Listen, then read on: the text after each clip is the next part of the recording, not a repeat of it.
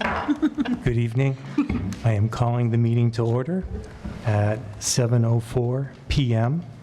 Please welcome new members of the school committee to the table. Melissa Wallace. Thank you. And welcome back, Lauren Salmon Garrett, Scott Rundstrom, Brett Beardmore, and Dana Lorway. Member Otmar is participating remotely, and therefore any and all votes will be by roll call tonight. The election of the chair is conducted by paper ballot, which is to be signed by members and will be included in the public record. For new members of the school committee, as well as the public, I will now read the two sections from the WRSC bylaws, Section 2 and Section 3, as follows. Section 2, organizational meeting. The Wachusett Regional School District Committee shall, in accordance with Section 13 of the amended regional agreement, organize and elect a chair and a vice chair, and if the offices are vacant, a secretary and treasurer. The chair and vice chair shall be members of the committee. The committee shall elect a chair and vice chair by paper ballot from its membership in accordance with Chapter 71, Section 16A of the Massachusetts General Laws. The secretary and treasurer may or may not be members of the committee, and if not, may be reimbursed for this work. The organizational meeting shall be posted at least 14 days in advance. Section 3, chair, vice chair. No member may be elected as the chair of the committee unless said member has service on the committee for at least 2 years prior to assuming the office of the chair. No member may be elected as the vice chair of the committee unless said members have served on the committee for at least 2 years prior to assuming the office of the vice chair. The offices of chair and vice chair shall be for a term of 1 year, and they may not succeed themselves more than 3 additional times. Should the chair be unable to complete the 1-year term of office, the vice chair shall assume all duties and responsibilities of the chair to the completion of the 1-year term. Should the vice chair be unable to complete the 1-year term of office for reasons including being elevated to the position of chair, then the committee at its next regular meeting shall elect a vice chair. Should the chair and vice chair vacate the position simultaneously, the committee at its next regular meeting shall elect a chair and vice chair to serve the balance of the 1-year term. You can find the full version of the WRSDC bylaws on the district website. At this time, I will accept nominations for the chair. Member Rundstrom? I'd like to nominate Sherry Haber as chair of the school committee. Should I speak? Need a second. Please. We need a Need a second. Second. Sorry. So Chair Haber has, I believe this is her 6th year on the school committee, so she has a lot of experience. She understands the ins and outs of the school committee. She has a good working knowledge of Robert's Rules of Order, which is important for being the chair. And I think she did a really good job when she was chair the year before this one. So my support goes to Sherry.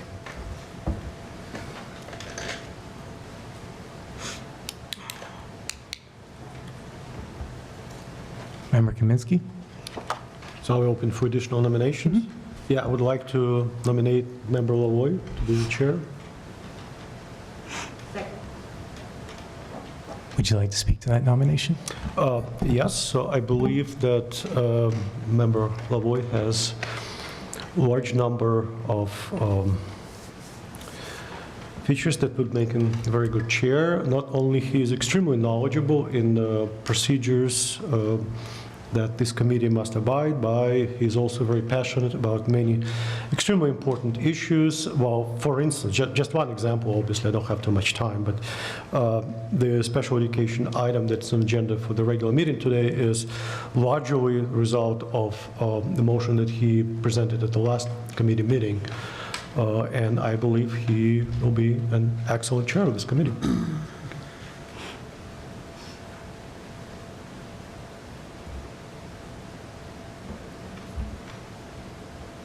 Are there any other additional nominations at this time?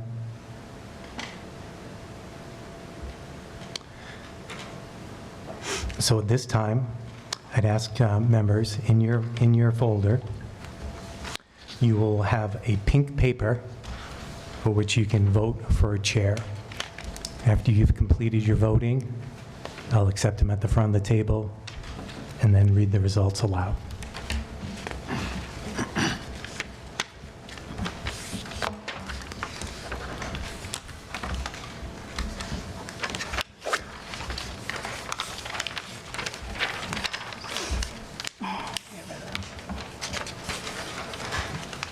Member Otmar, I was going to ask you first, after I collect all the ballots, to have you give your vote first, okay?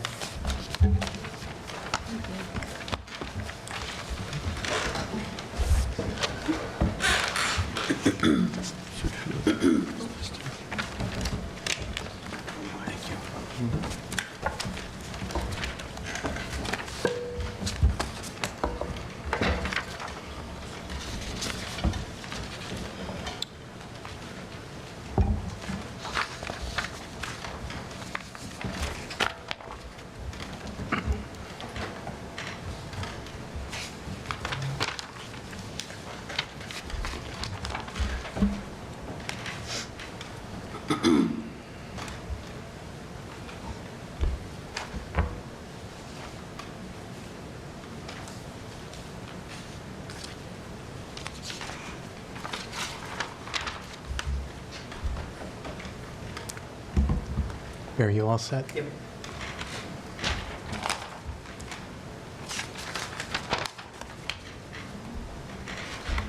Member Otmar, if you can begin, can you please state your name and the person who you're voting for chair? So Carl Otmar, member of Town of Paxton. I am actually going to abstain as I'm not 100% certain that I can cast a vote since I'm not there present to cast a paper. So consider my vote an abstention. Thank you. I'm going to read first the person who filled out the ballot and then the person who they selected. Member Kirschenbaum selects Sherry Haber. Member Lorway selects Sherry Haber. Member Brennan selects Sherry Haber. Member Winters selects Matt Lavoy. Member Lavoy selects Matt Lavoy. Member Kaminsky selects Member Lavoy. Member Poole selects Sherry Haber. Member Dubois selects Sherry Haber. Member Runstrom selects Sherry Haber. Sherry Haber abstains. Member Wallace selects Sherry Haber. Member Beardmore selects Sherry Haber. Member Salmon Garrett selects Sherry Haber. Member Woodland selects Sherry Haber. And Member Gustafson selects Sherry Haber as our next chair.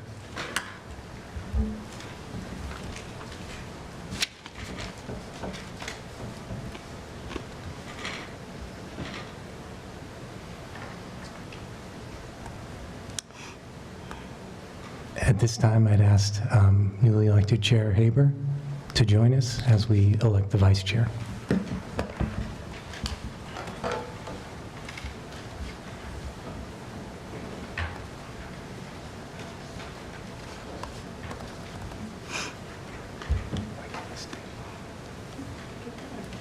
Okay. At this time, I would accept nominations for vice chair.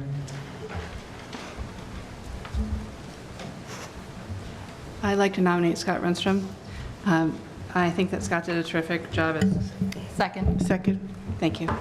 I think that Scott did a terrific job as chair last year, and although the time commitment is significant, I think that he would step up to the plate if need be and would definitely be an asset to me as chair.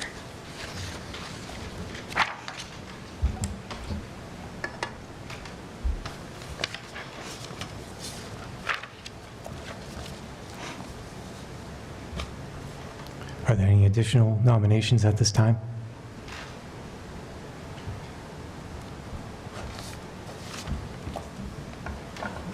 At this time, I'd ask members to please go in their folders and take out the yellow piece of paper, and please select your candidate of choice for the position of vice chair.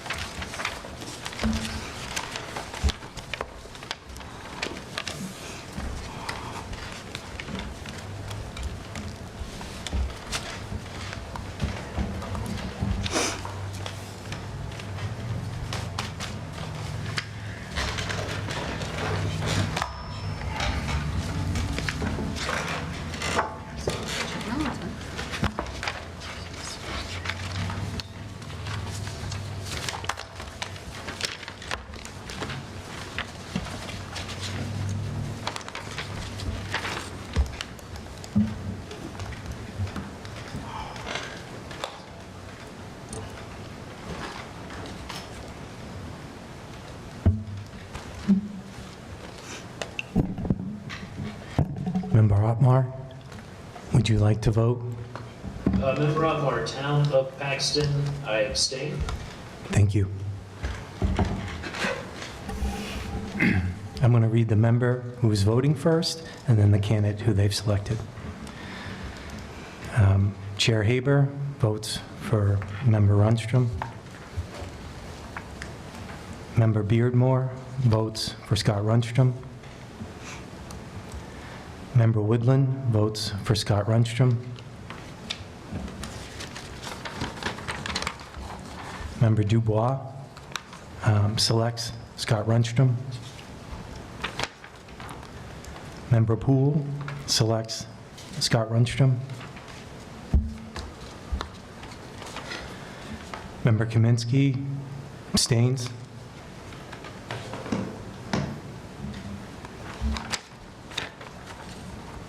Member Winters selects Scott Rundstrom. Member Lavoy abstains. Member Wallace selects Scott Rundstrom. Member Rundstrom abstains. Member Salmon Garrett selects Scott Rundstrom.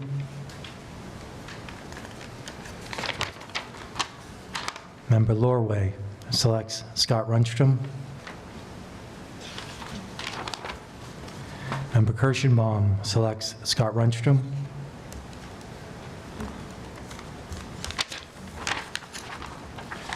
Member Brennan selects Scott Rundstrom. And Member Gustafson selects Scott Rundstrom. And the majority elects Scott Rundstrom as vice chair.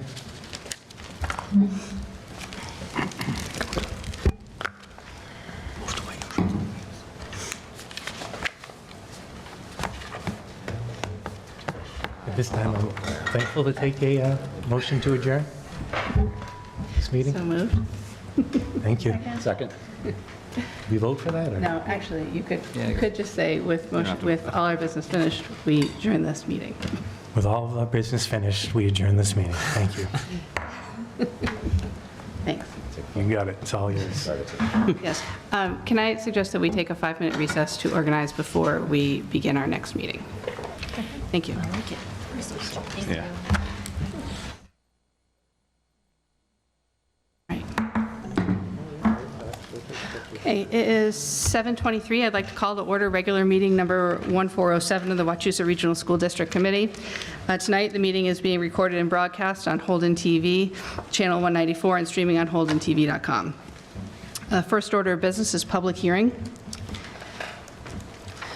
And the first person I have signed up is Lindsay Lucasen.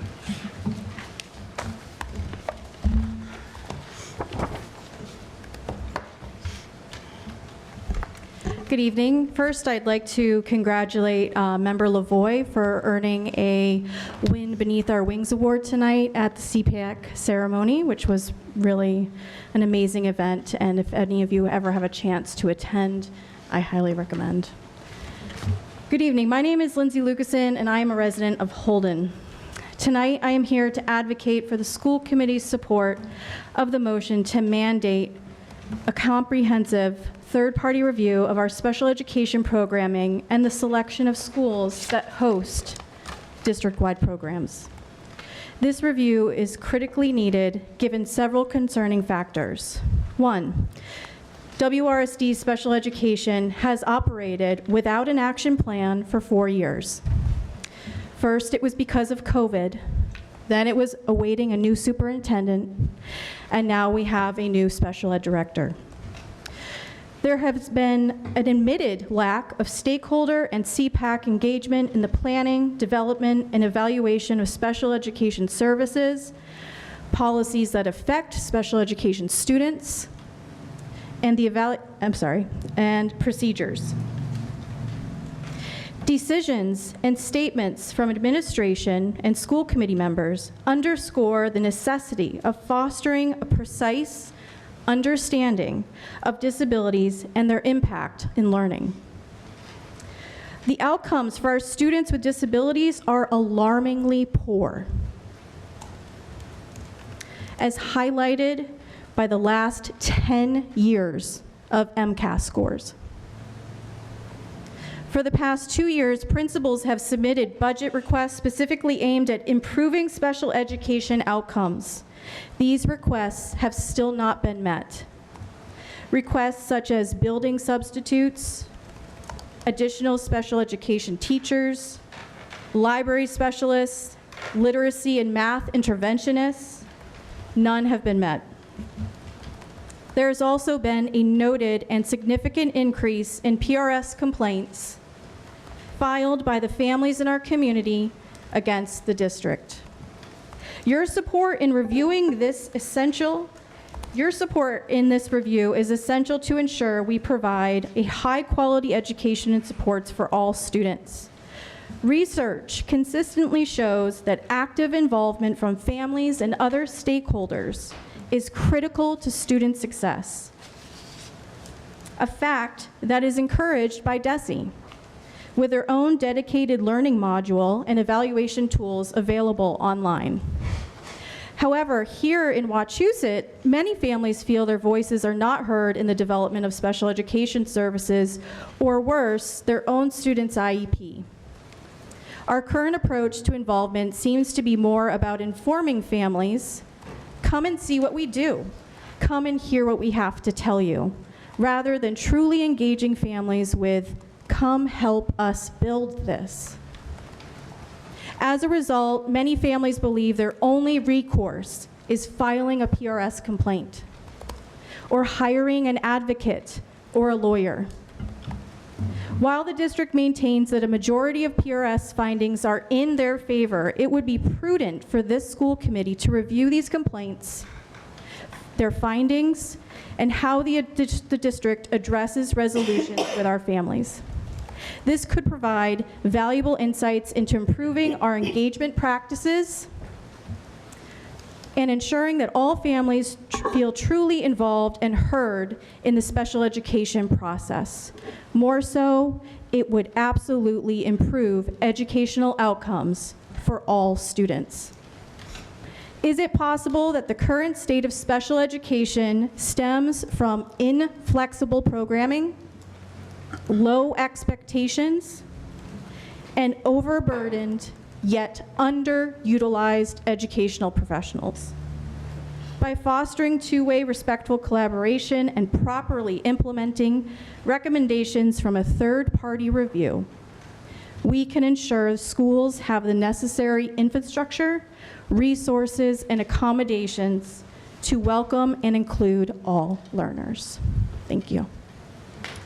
Thank you. Next, Laura, if you could come to the podium. And Laura, if you can please tell me how to pronounce your last name. Sure, it's Ibarra, Thank you. a tricky one. And for the committee's information tonight, Ms. Ibarra will be speaking for herself as parent, and then also additionally afterwards speaking on behalf of CPAC. And I also have copies of my statements. And- It's a lot of information. And in her statement from CPAC, she will be given leeway on time to make her complete statement. Thank you so much for your flexibility. My name is Laura Ibarra, and I'm a resident of Holden, and I'm deeply concerned about the life-threatening allergy policy as presented.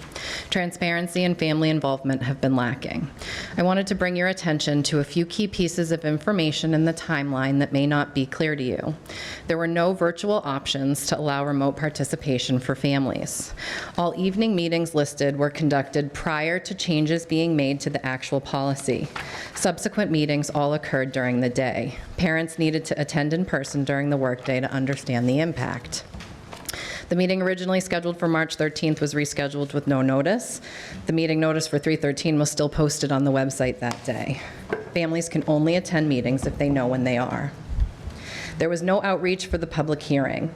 The survey regarding the protocols was sent out via email the week prior to the public hearing, but never mentioned anything about it. Both the public hearing and survey were conducted without showing parents the changes to the actual policy. How can parents be informed if they don't know what the changes are? The public hearing was held on December 20th, the day before school gets out for the holiday break, arguably the busiest day of the year for family. This is not meaningful parental participation. What's most troubling, after receiving parent feedback in person or via email detailing concerns, there have been no changes to the protocols other than minor wording changes. What's the point of soliciting feedback if no one actually listens to it? As presented, the protocols are not robust and do not offer enough protection to our vulnerable students. Training, an entire section of the policy with detailed timeframes, was gutted and replaced with simple words of provide training for LTA and EpiPen training for all staff twice a year. Training should be detailed for all providers. The policy references 105 CMR 210, and there's a link in the materials I provided. In this regulation, it requires certain policies and procedures to be created surrounding administration of epinephrine, none of which are outlined in the procedures in the protocols. I mentioned this in the April school committee meeting. Nothing has changed. The training identified in this law and in the policy only covers training for administration of medication. It doesn't cover the training for allergies in general, prevention of reactions, or recognizing symptoms. In the superintendent's package, there seems to be a little bit of confusion regarding this regulation. The requirements listed that say that you comply with the law aren't clear. The law actually states that the district needs to have policies and procedures covering these topics.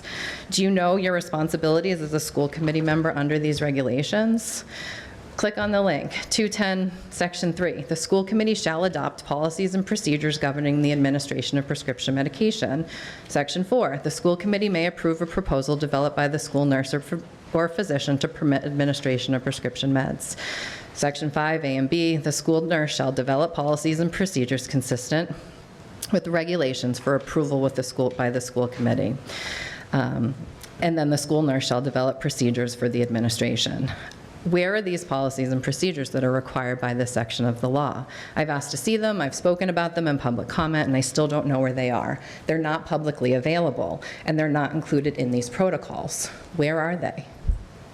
Section 504, the district is also required to have policies and procedures that govern the 504. There's no policy currently by the district. There is a procedure, but it's not publicly available. It's not listed anywhere on the website. How are parents supposed to know their rights? I think back to a meeting when I requested a 504 for my child with over 10 anaphylactic allergies and was told by the then principal, we do not do 504s for children with food allergies at Dawson. What if I didn't know then that the district was required to evaluate for Section 504 eligibility? We're taking that out of the only policy that we have and the only procedure or policy that families get to see. How can you approve these changes to the policy if you as a school committee member are not in compliance with these regulations? I encourage you to ask these questions and dig deeper. There's other part of the protocols that I spoke about in the past. They state that a full-time nurse should be in every school. It should say they will. It needs to be stronger language. It doesn't detail that a nurse will attend a field trip. It only says that the nurse is responsible for field trip preparation. It doesn't cover storage of EpiPens. It doesn't talk about where it can be stored. Some schools differ and say it can only be in a nurse's office versus in a classroom. I've experienced that inconsistency just between different grades in my child's same school. It doesn't include emergency responses and how lockdowns are handled. It doesn't detail hand washing, where many classrooms in our aging infrastructure don't even have sinks. And it doesn't detail efforts of inclusivity and anti-bullying. I respectfully ask that you send this policy back to subcommittee and include parents on the committee to require that the feedback will be incorporated. Until that's done, I can't understand how anyone in this room in good conscience can approve this amended policy. The safety of the children in this district depends on the compliance with these regulations. Now I'm going to report for CPAC. Again, I'm Laura Ibarra, and I'm the newly elected chair of our CPAC. And again, Chair Haber, I really appreciate your flexibility in allowing us to report on this tonight. We just came from the annual Wind Beneath Their Wings Awards, where we celebrated over 80 honorees for their continued dedication and service to supporting children and their families. What a great night it was, seeing those that make an impact each and every day. As we have a new school committee member along with new CPAC leadership, we wanted to take a minute to explain what CPAC is. Every public school district in Massachusetts is required to establish a CPAC, and Mass state law assigns both an advisory and participatory function to CPACs. I'm not going to read it all, it's in your materials, but there's a specific section of the Mass General Law that's really important. The Parent Advisory Council duties shall include, but not be limited to, advising the school committee on matters that pertain to the education and safety of students with disabilities, meeting regularly with school officials to participate in the planning, development, and evaluation of the school committee's special education programs. Additionally, the Parent Advisory Council shall receive assistance from the school committee without charge upon reasonable notice and subject to the availability of staff and resources. CPACs are not established because it's a nice thing to do. We're here because the law requires that the school committee establish one and requires the participation of CPAC in the planning, development, and evaluation of the school committee's special education programs.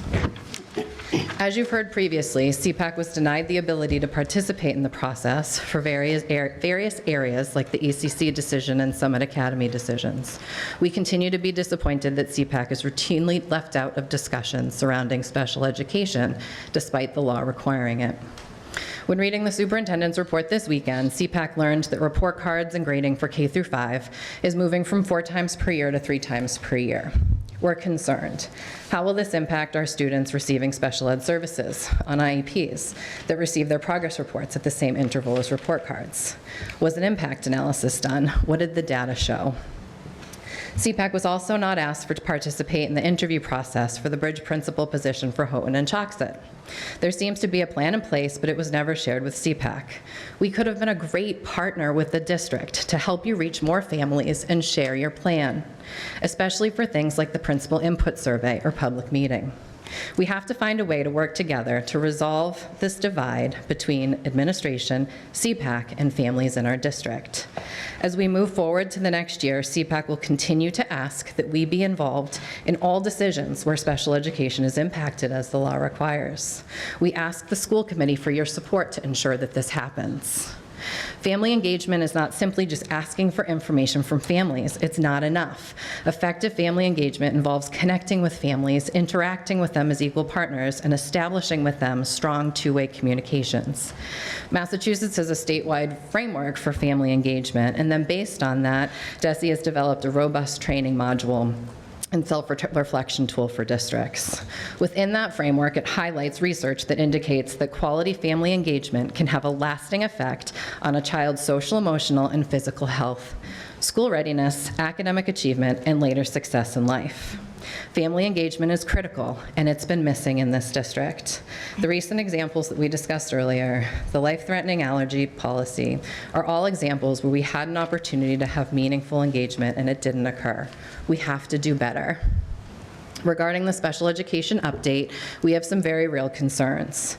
Although we have all agreed the special education is in crisis, no one seems to understand why or how we got here or how we can fix it. We're deeply concerned that our administration is not aware of the multitude of issues that families face each and every day within our district. As Lindsay previously mentioned, our last special education action plan publicly shared was from 2020. When will there be a plan developed to discuss these issues and address these issues? We asked the school committee to request a detailed timeline from the administration on how and when they expect to resolve these issues and what resources they need to accomplish this. When discussing program evaluations, CPAC recommends that all parties commit to the implementation of the recommendations so that past history doesn't repeat itself.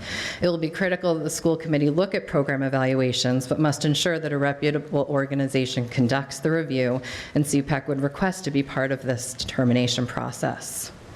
CPAC has requested data surrounding PRS complaints and is hopeful that this will shed some light on areas for improvement. In the next year, CPAC has identified the following areas of focus and concern as a result of our last general membership meeting: compliance, increased transparency and communication, disability awareness and acceptance, importance of individualized placement, continually requesting CPAC engagement for key decisions, creating a trusting environment, and increasing CPAC outreach. We look forward to seeing the superintendent's draft communication plan as soon as it's available. And lastly, we're greatly concerned that at this point in time, with all the issues present, the school committee is choosing to eliminate the education subcommittee. CPAC is respectfully requesting that you consider adding an ad hoc special education subcommittee where CPAC is an active committee member until such time that special education is at a satisfactory level. Thank you so much for allowing us this opportunity to speak. Thank you. Next, we have Mike Legue.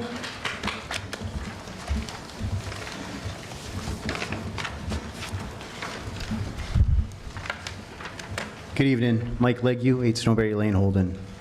I am the parent of a third grader at Davis Hill and a sixth grader at Mount View. I've spent the past 16 years as a self-contained teacher at Glenwood and Rutland and 23 years as an educator. A little over a year ago, I spoke before this committee with a sense of optimism with the change in the ELA curriculum. I also wanted to raise awareness about elementary science that had been neglected. Hope has been replaced by doubt, and optimism has been replaced by pessimism. What has changed? Allow me to provide some context before answering that question. In June 2019, DESE issued a quick reference guide to help educators shift to phenomenon-driven instruction. The document states every pre-K-12 learning experience in science and technology engineering should be centered around phenomena or design problems. Teaching with phenomena requires significant changes to instructional methods and materials. This requires a shift from focusing on facts to explaining phenomena. Next month will mark 5 years from the release of that document. Fortunately, last summer I attended the Next Generation Science Standards week-long professional development on phenomenon-driven instruction at Clark University. It has allowed me to shift my practices to prepare my students. What has the district done? This year, Science MCAS has started the shift to phenomena as it was piloted by 10,000 students in grades 5 and 8 across the state. Next year, the test will be field tested statewide for all students in grades 5 and 8. In 2025 and 2026, our current third graders and sixth graders will be the first to take the new test with results reported to schools, districts, and parents. Will our students be ready? In regards to the MCAS, grade 5, the percentage of students that have met or exceeded the standards for the past 8 years are as follows: 57% in 2023, 58 in 2022, 54 in 2021, no test in 2020, 63% in 2019, 63% in 2018, 59% in 2017, and 71% in 2016. Are we using data to make decisions? If so, what are we using? The MCAS data shows a decline in scores prior to the pandemic and continuing after the pandemic. We are failing all of our stakeholders. I'll return to my original question. What has changed? We have a new elementary reading program, Into Reading, and I had heard that the new program was aligned to the science and social studies standards. It has some nonfiction text that could address content for science and social studies. I asked the Houghton Mifflin hardcore trainer on March 5th if the Into Reading program has the Massachusetts science or social studies standards as they do for the ELA standards. Their answer was no. There may be some science content, but it's not phenomenon-driven instruction or aligned with each grade level. In March, a scheduling must-haves memo was shared with all teachers at our faculty meeting. The must-haves will include 120 minutes of ELA and 90 minutes of math. I applaud this. The number of minutes is consistent with what is in my current schedule. Shockingly, the must-haves reduces the amount of time for science and social studies to 30 minutes per day. Currently, my science and social studies block is 50 minutes. The time on science instruction will decrease 40% from 250 minutes per week to 150 minutes per week. This equates to 4,000 fewer minutes per year, or the equivalent of 10.2 school days. As the inclusion teacher for the district-wide developmental program, those students will be directly impacted, as this will reduce their inclusion by 33%. If high school and middle school science teachers and social science teachers were told that their instruction time would be cut by 40%, would we be as silent as we are right now? I would reasonably infer that this room would be a standing room only. How are we going to improve and prepare for the shift in our science instruction that currently has no district curriculum at the elementary level and will now include the reduction of time for science instruction? I did not come here this evening to petition for funds for a science curriculum or science professional development. I understand the budget did not allow for science curriculum for another year. Maybe next year the streak will end at 17. Next year, please do not take away the most essential and free resource that elementary teachers have, time. Do our children not deserve it? You may be asking, where is the time going? The must-haves directs for 30 minutes of social emotional learning. The social emotional needs are critical to student mental health. What parent would not want this? If you spend any time in an elementary classroom during science or social studies, you have learning that engages students in opportunities to create positive relationships that build strong social emotional success. You see smiles and cooperation. You hear laughter and discussion. But most of all, you see social emotional learning embedded in discovery with higher order thinking. As a parent and a teacher, why would I not want to provide that? Lastly, I have heard from some say that teachers want to focus more on math and ELA for next year. I'll provide an analogy. If you went to the doctor for a yearly checkup, and the doctor tells you that she has some concerns with your heart, your liver, and your brain after running tests, then she tells you that we're not going to worry about your liver until next year, would you go home feeling confident? Would you tell your loved ones that we will worry about it next year? I know I would not. My children, your children, and the community's children deserve better. I ask you to ask them, what content area brings you joy? I surveyed 236 students. What brings you joy? Reading, writing, math, science, or social studies? 27% for science, 18% for social studies. I have followed one consistent principle in my educational career. Every decision is about the best interest of the child. I say, SOS, save our science. Thank you, Mike. Next, we have Vanessa and Ben Duffy.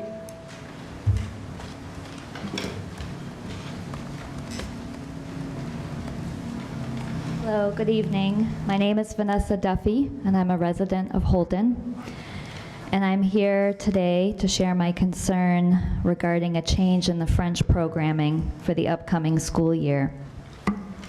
I have emailed a letter to the members of the school committee that my husband and I sent to Superintendent Riley and to the high school principal about this issue, but I felt it was important to come tonight and just emphasize my concerns once again. I understand that certain courses can't be run sometimes because of low enrollment numbers, but we're not just talking about one course. We're talking about 3 levels of French, French 4, French 5, and AP French that will potentially not be run in the upcoming school year. And I feel that this will have disastrous effects on the French program as a whole and its future, and also very negatively impacts my son and other students like him who are only 2 years into their studies of French as sophomores, and who are very passionate about French and just would like to continue and now don't have any options to do so. Again, I understand that this comes down to enrollment numbers, but I would just like to say that this upcoming school year is a unique school year. With regards to the French program, back in 2020, Mount View decided to cancel the French program for 1 year when Ben was a 7th grader. And so all of those students had to enroll in Spanish for 1 year. So then the next year, the following year, when they brought back the French program, there was the option for Ben and other students like him to switch into French, but by then you've got all these students who are now on the Spanish track, are already 1 year into Spanish, and were probably reluctant to switch. There were some students who did switch, and then Ben studied French over the summer so that he could jump into French 2 as a freshman at the high school. And he's very motivated, went into French 3, and was now looking to continue his studies at the AP level. And it doesn't look like that's going to be possible now. So, as I said, I understand it's a numbers issue, but I would like the school committee to consider the fact that this upcoming school year is unique because of what happened at Mount View. The numbers are looking really good for these incoming students now from Mount View for the French program. So I just ask for your support for the program and for students like him for this upcoming year. Hello, my name is Benjamin Duffy, and of course I am from Holden, Massachusetts as well. And so I just wanted to further elaborate on this, on these concerns for the French program and kind of show my perspective on the issue. So about 2 weeks ago, I was informed that these levels 3, 4, and 4, 5, and AP are not going to be run next year, and that saddened me because I look back on my journey so far and I was so excited to continue my journey. I've had excellent support, especially from my teacher for the last 2 years, Madame Saint-Fasson. She has been an excellent French teacher, and she has really guided me and all of my other classmates and given us so much support in continuing our endeavors in learning French. And that has been such an important thing for me. I've wanted to learn French for as long as I can remember. And so I was super excited this year when I signed up for AP French until I was told that it is most likely not going to happen. And I just, number one, I feel like I'm not able to continue my passion. And number two, I feel like that will have negative effects on upcoming years of French students who I imagine have similar levels of passion for the language. So, and again, I don't want a repeat of my 7th grade year, 2020 to 2021, where I was forced to take Spanish 1 for a year, and fortunately I was passionate enough that I could help keep the French program going by taking French 1 the next year, and then I did do work over the summer and I was really motivated, but I do want to see this program continue to flourish, especially as I am part of French National Honor Society, and this is a very important program to me. So, thank you. Thank you. Nadia Kaminsky. Hi, my name is Nadia Kaminsky. I'm a resident of Holden as well. My son Jacob is classmate of Ben Duffy, and we both did the same thing. You know, they took French first, and when it was switched, no French, just Spanish. So both of them worked really hard with a teacher during the summertime on their own to keep up with French and take French in high school. So, you know, they already did 2 years of French, but as you know, colleges require kids to have 3 years of French, foreign language, at least, to have a good standing to be admitted at college. So that's one thing, you know, like you create a problem for kids, you know, how do they do about it? Another thing is, I think that, you know, we all know that Wachusett and, you know, our district in general have a good reputation among the parents in the area, that the schools are pretty good, you know, and parents try to move into our area for the kids to have good education, right? So we wouldn't want to bring it down, you know, with cutting advanced classes and such, right? We want our kids to be really prepared for college and for any vacation and have all the offerings they can have, you know. Our school district is big, people come from different towns, so, you know, it's important, you know, I'm sure that for such a big district we can find enough people, you know, to study all the languages, right? Another thing is, you know, it seems like foreign language is always the first thing to go, you know, when school budgets are cut. And we all know that American students don't know many foreign languages. You know, it's a weak point for them, right? So we wouldn't want that to be, you know, our banner. You know, we would like our students to be more educated, not less educated, right? To be more of citizens of the world, right? We ourselves came from Russia, and I know, you know, in Russia language was also a big problem. So I think, you know, it's a good thing when you travel, etc., when you know some other languages, right? Another thing, I was thinking maybe, you know, if a budget is so tight, maybe you can combine our school district with some neighboring school district and provide French language for both districts in one of the schools, you know? That's another option. I know that West Boylston also thinking about cutting their French, so maybe we can combine efforts with West Boylston and have more students that way. And also, when we lived in Michigan, we moved from New York, so our kids studied foreign language in New York, in middle school. But when we moved to Michigan, they cut foreign language in the middle school there. So he had to take foreign language in the high school. They provided busing, okay?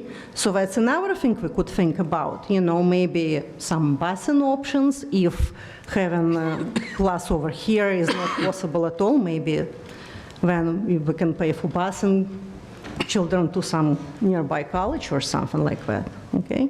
So let's just, you know, again, I would love our students to be strong, you know, our school reputation strong, and for that we need all the advanced classes we can get, right? Thank you. Thank you.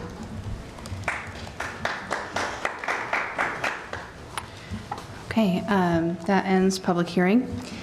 Next is Chair's opening remarks. I just want to thank you all for your confidence in me in electing me as your chair. I will do my best to serve the committee. I would like to welcome back to the table Scott, Lauren, Dana, and Brett, and to also welcome Melissa. The mic is doing funny things. Our student reps are welcome to join us during the summer, but they ordinarily don't, so we should expect to see them in the fall. Now, so we will skip over student representatives' report tonight. Now I'll turn the meeting to Dr. Riley for superintendent's report. Thank you. I'm just going to give Barry a moment to pull up the presentation. On one of Chair Rundstrom's last acts of acting chair, he strongly encouraged me to have a brief superintendent's report tonight. And so I'm going to put up a couple of items that I do want to put on the committee's radar, but it would also share that we're going to have more in-depth presentations about these matters, but we thought they were important to put out, and that's why we put them in the superintendent's report this past week. And so I want to give a quick welcome to our new and returning members, also share some student news and celebrations, speak a little bit about proposed changes to our K-5 report card and the parent conference schedule, and then also share a little bit about special education programming. First off, just want to share, as we mentioned earlier, congratulations to Melissa Walls from Sterling as a new member, and then our new student representatives will be Jack Green and Cameron Hemphill. And as Chair Haber said, they'll be joining us at future meetings. Also wanted to celebrate and congratulate returning members Lauren Salmon Garrett, Scott Rundstrom, Dana Lorway, and Brett Beardmore. Some quick student news, just for everyone's calendars. WRHS graduation will be Tuesday, June 6th, 6 p.m. at the DCU Center. We're also beginning our middle school graduations. Thomas Prince School will be on June 12th. Paxton Center School on June 13th, Central Tree Middle School on June 14th, and Mount View Middle School on June 17th. All of those celebrations will take place at the high school. And Choxet Middle School will be celebrating graduation on June 17th, 6 p.m. at the Choxet School. I wanted to stop for a minute. We ran out of time, but I want to share some nice student news. There are a lot of nice things happening, and I didn't get Unfortunately to the slides, this was not the day I anticipated, but there have been a lot of nice things happening throughout the district. It was mentioned earlier tonight, and Wind Beneath Our Wings was held by CPAC to celebrate people who have made a difference in children's lives in special education. It's a great event. I was able to go last year. Congratulations to everybody who received a nomination and award. We have a recent play at Central Tree Middle School. Willy Wonka Jr. took place, I believe, last week. And that they had the Spring Theater Blitz performance at the high school, May 10th. The Kaleidoscope Art Show, which was May 14th. I saw those actually exhibitions. The work of that department, and especially the students, is absolutely incredible. An academic awards night was held May 16th. Our spring concerts were held last week in the auditorium, and then solo ensemble concerts are actually taking place tonight. And our music awards will take place on May 30th. And then lastly, I want to share, we've actually had great success with our spring sports teams. Baseball, softball, boys lacrosse, girls lacrosse, boys tennis, girls tennis, and girls golf all qualified for the state tournament. Girls golf finished second in the North Central West sectional today, and they're going to compete for the state championship on Monday, June 3rd.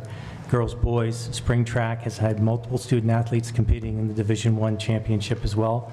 Congratulations to all our scholars, all our artists, and all our athletes on having a phenomenal spring season. And we'll try to get them a slide for the next time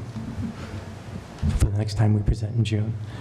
Next, I wanted to share a little bit of the work that's been happening with teachers in the conference, both about our K-5 report card and then also helping to choose dates for parent conferences. There's a teacher-led initiative and mainly around concern that our current iteration of our report cards aren't meeting some of the needs for students, families, and teachers. And we intend to do a full presentation to the school committee in June, but time didn't allow that tonight.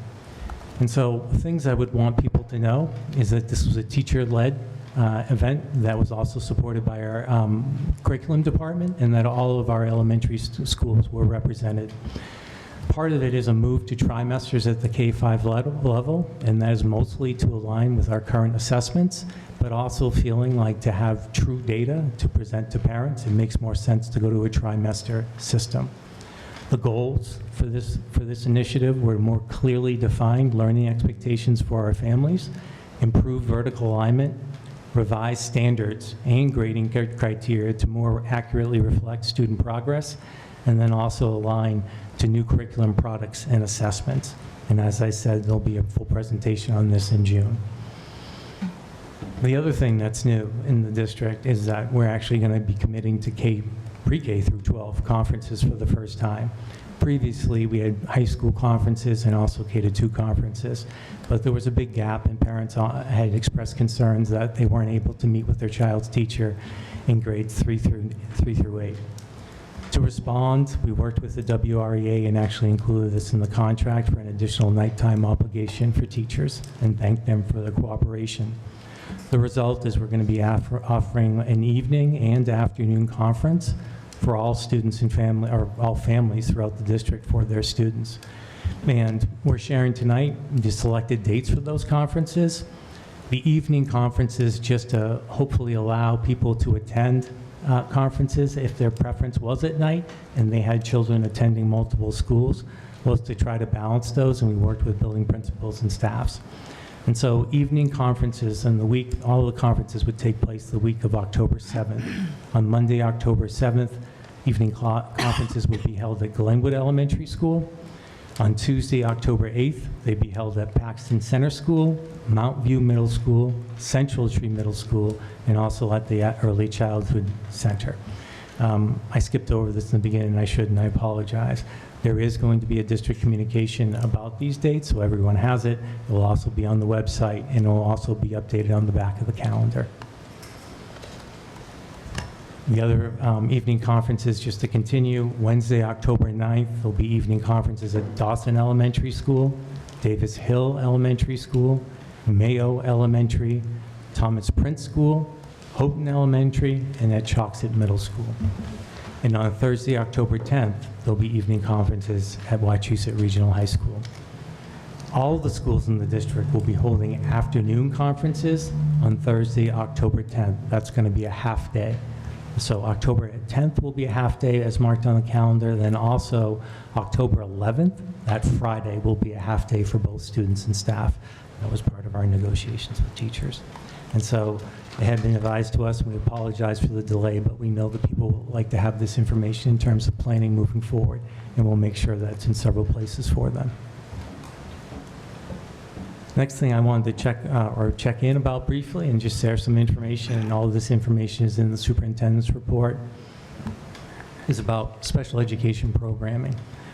And in the superintendent's report, you'll see a current enrollment and also all of our program locations. There are no recommended changes for location changes in the coming year. The other thing that's mentioned, I would encourage people to look at is some of the additional resources that have been added to these programs this year. In particular, there are consultants and individuals who have the ability to do independent evaluations for kids who have a particular need. We've also provided in the report, based on an earlier motion, a copy of all of our most recent program evaluations and our approximate costs. We didn't always have records in terms of what those evaluations cost, but we would want the committee to have them. And if people are interested in terms of how we look at these programs, the work is going to underway in special education. As always, we're happy to share our opinion. And that's what I have for tonight. Thank you. Moving on, for recommendations requiring action by the school committee, I would accept a motion to approve Superintendent Riley's vacation carryover based on policy 5290, policy relating to personnel management, superintendent and executive staff vacation policy. So moved. Point of order. Is there going to be any discussion of the superintendent's report? Questions, comments? Certainly. I'm sorry. I'm out of practice. We'll turn it back to Dr. Riley for any discussion. George. So when I looked at the, I'm sorry, there's feedback.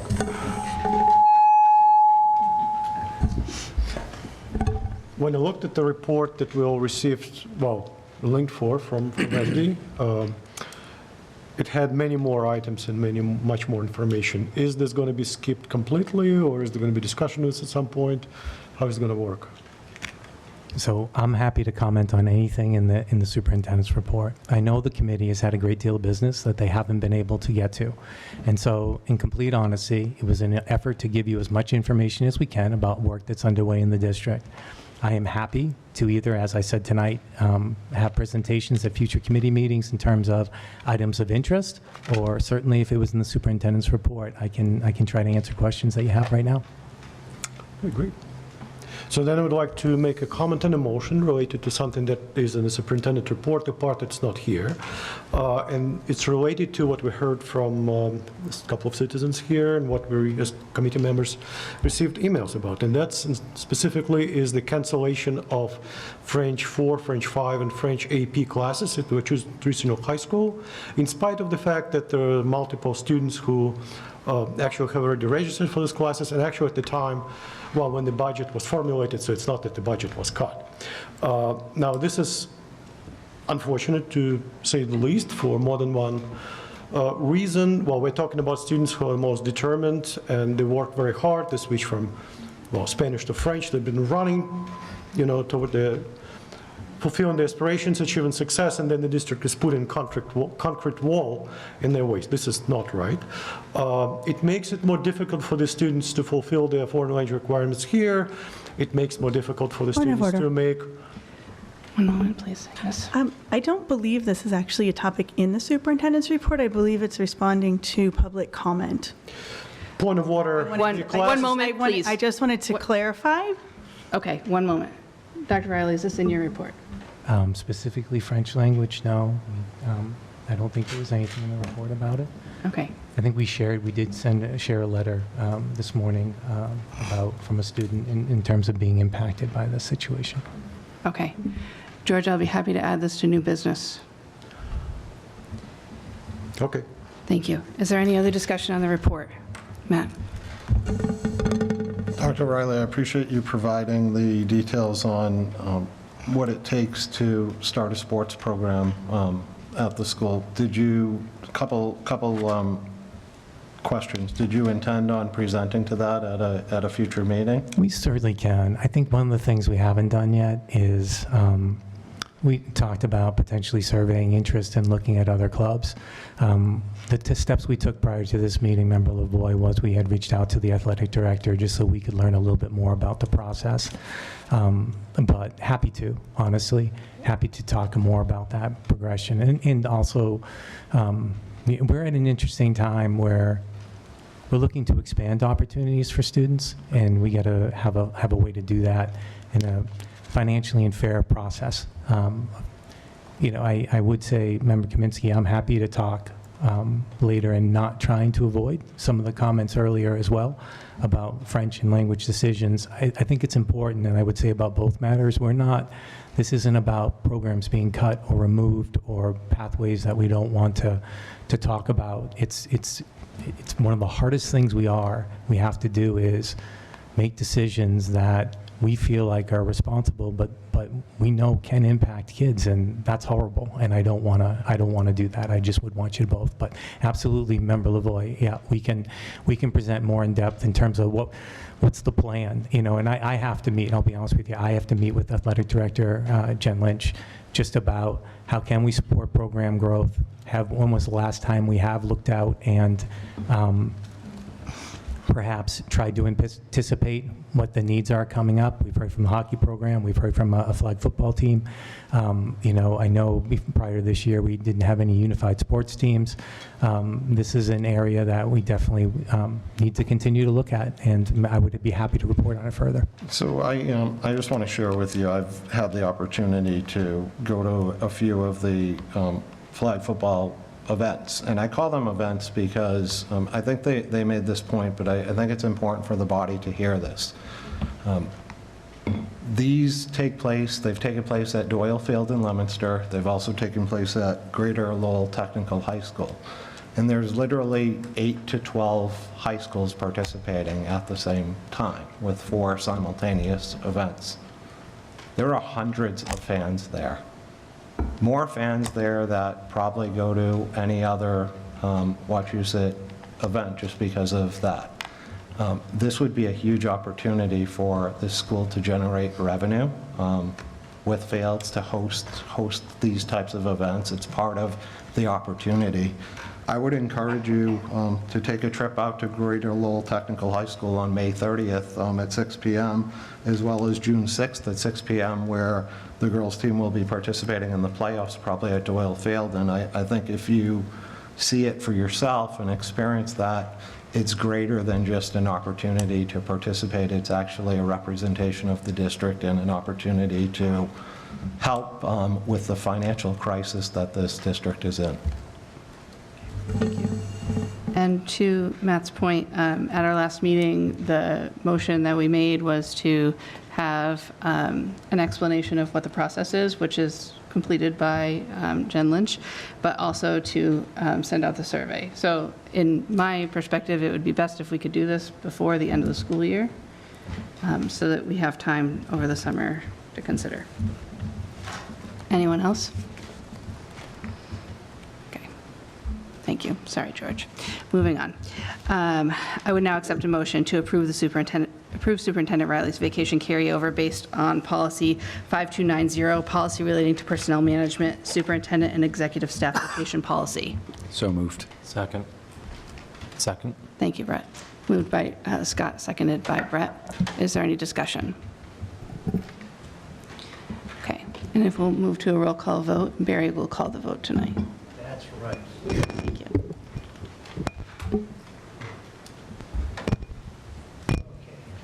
Member Salmon Garrett. Sammy Garrett, yes. Member Kirschenbach. Mom, yes? Member Winters. Winters, yes. Member Ottmeyer. Ottmeyer, yes. Member Brennan. Brennan, yes. Member Gustafson. Gustafson, yes. Beardmore. Beardmore, yes. Poole. Poole, yes. Member Kaminsky. Kaminsky, yes. Member Runstrom.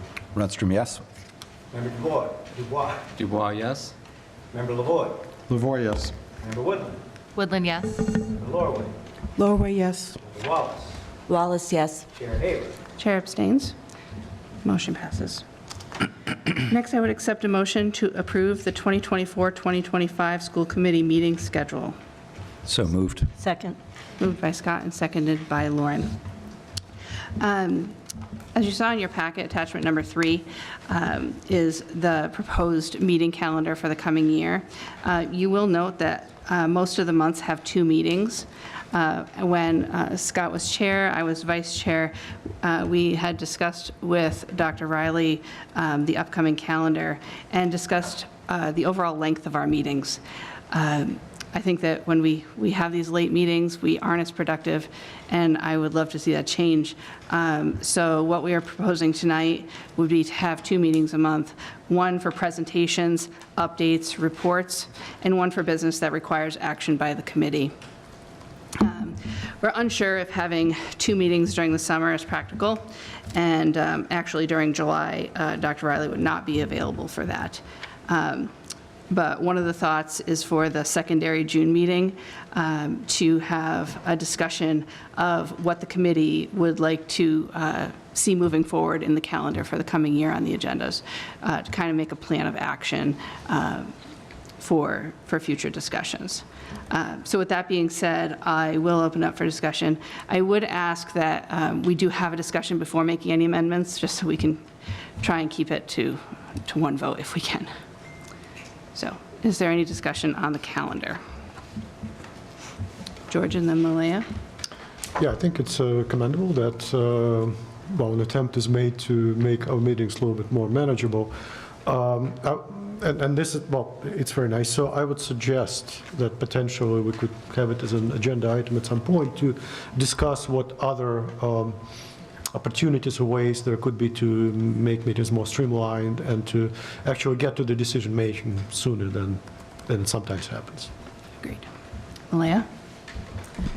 I just wanted to clarify what I think I heard you say, that we would have 2 meetings. You have some thoughts on how we might use them, but we would have a full committee discussion to kind of sort that out in June. Is that what I understand? No, that wasn't what I meant.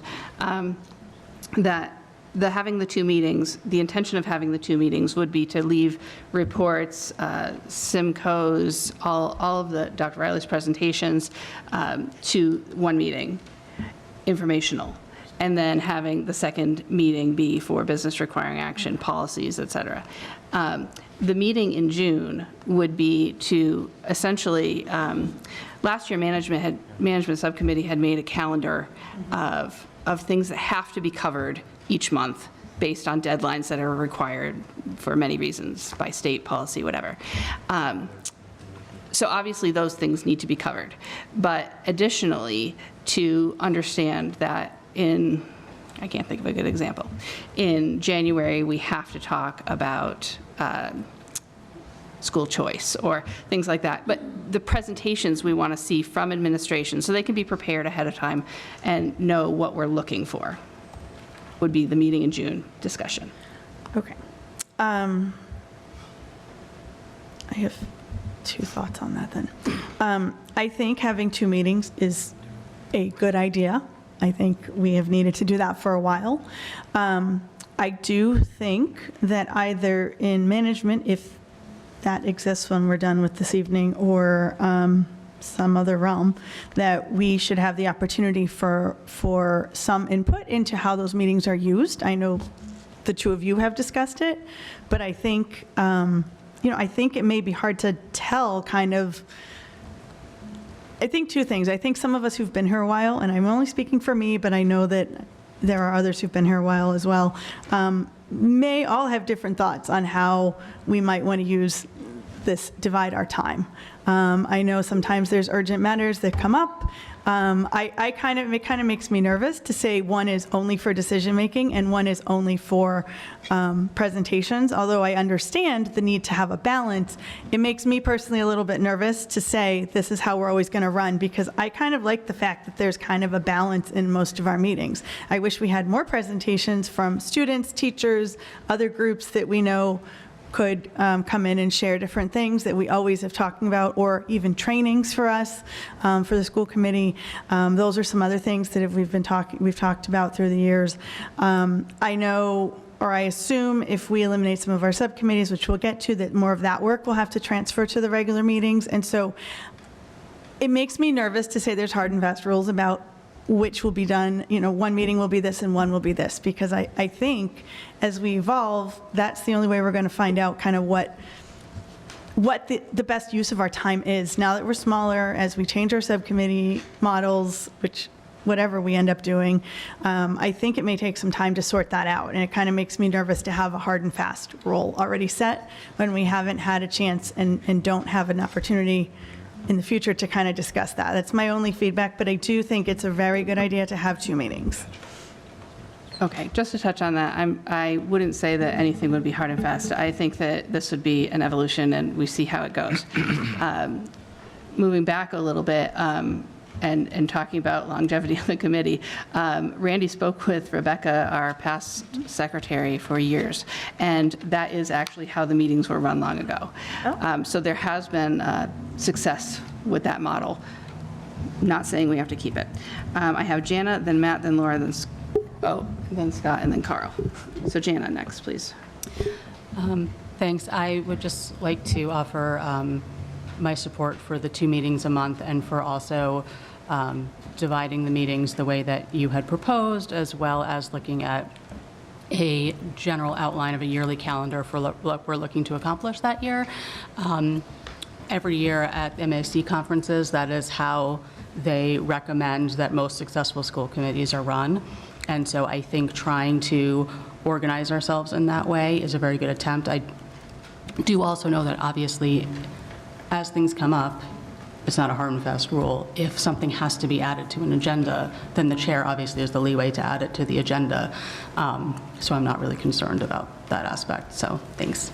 Okay, Matt. So I appreciate considering 2 meetings a month. I support it in the general sense. The couple of areas that I do have a little bit of concern about, meetings are where a body can present a motion even on the floor under a subject matter. So I would caution us to set a hard, fast rule of it's presentation only, where discussion could lead to a motion of an assembled body. And I don't think that's the intent, but I would just want to make sure of that, because this body has said, well, precedent says this, and it seems like precedent could be whatever happened at the previous meeting. So I think we just need to be careful there.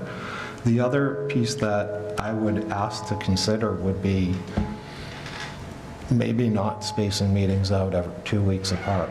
And I'm not saying that it makes more sense, but would it make more sense to perhaps have them closer together still having 2 a month, but not every 2 weeks? My fear with that is that I've seen this happen in other scheduled meetings, not here, but just in general, that people will become complacent and say, you know what, let's cancel this because we have another meeting in 2 weeks and we can get to it there. And I hope we don't run into that feeling where we're pushing things off and then just extending one meeting where we're trying to be more efficient. So I would just ask that we don't necessarily have to stick to every 2 weeks. If it makes sense in a given month to do it to get our business done, let's do that, because we're not going to have months where we can do that. Okay. Laura and Scott. Yep. Thank you. I like the 2 meeting a month idea. I also appreciate Member LaVoy's comment about making them closer together. I double-checked my calendar before I made sure that I was commenting on this. And beginning part of the meeting calendar, it seems to be the first and, excuse me, the second and fourth meeting of the month, Mondays of the month, and then it switches to the first and third. And for those of us that might be on other committees for other purposes, switching it mid-year can be difficult, where we've already established calendars on other committees where third Mondays are off limits and so forth. So I would like us to consider a more consistent schedule. And if it's, the first and second Monday of the month, or the first first Monday, second Wednesday, or something to that effect. Maybe, I think Member Kaminsky had said a couple of years ago that maybe Mondays, always on Mondays, is not necessarily the best idea. I think that that's something that could have legs here as well.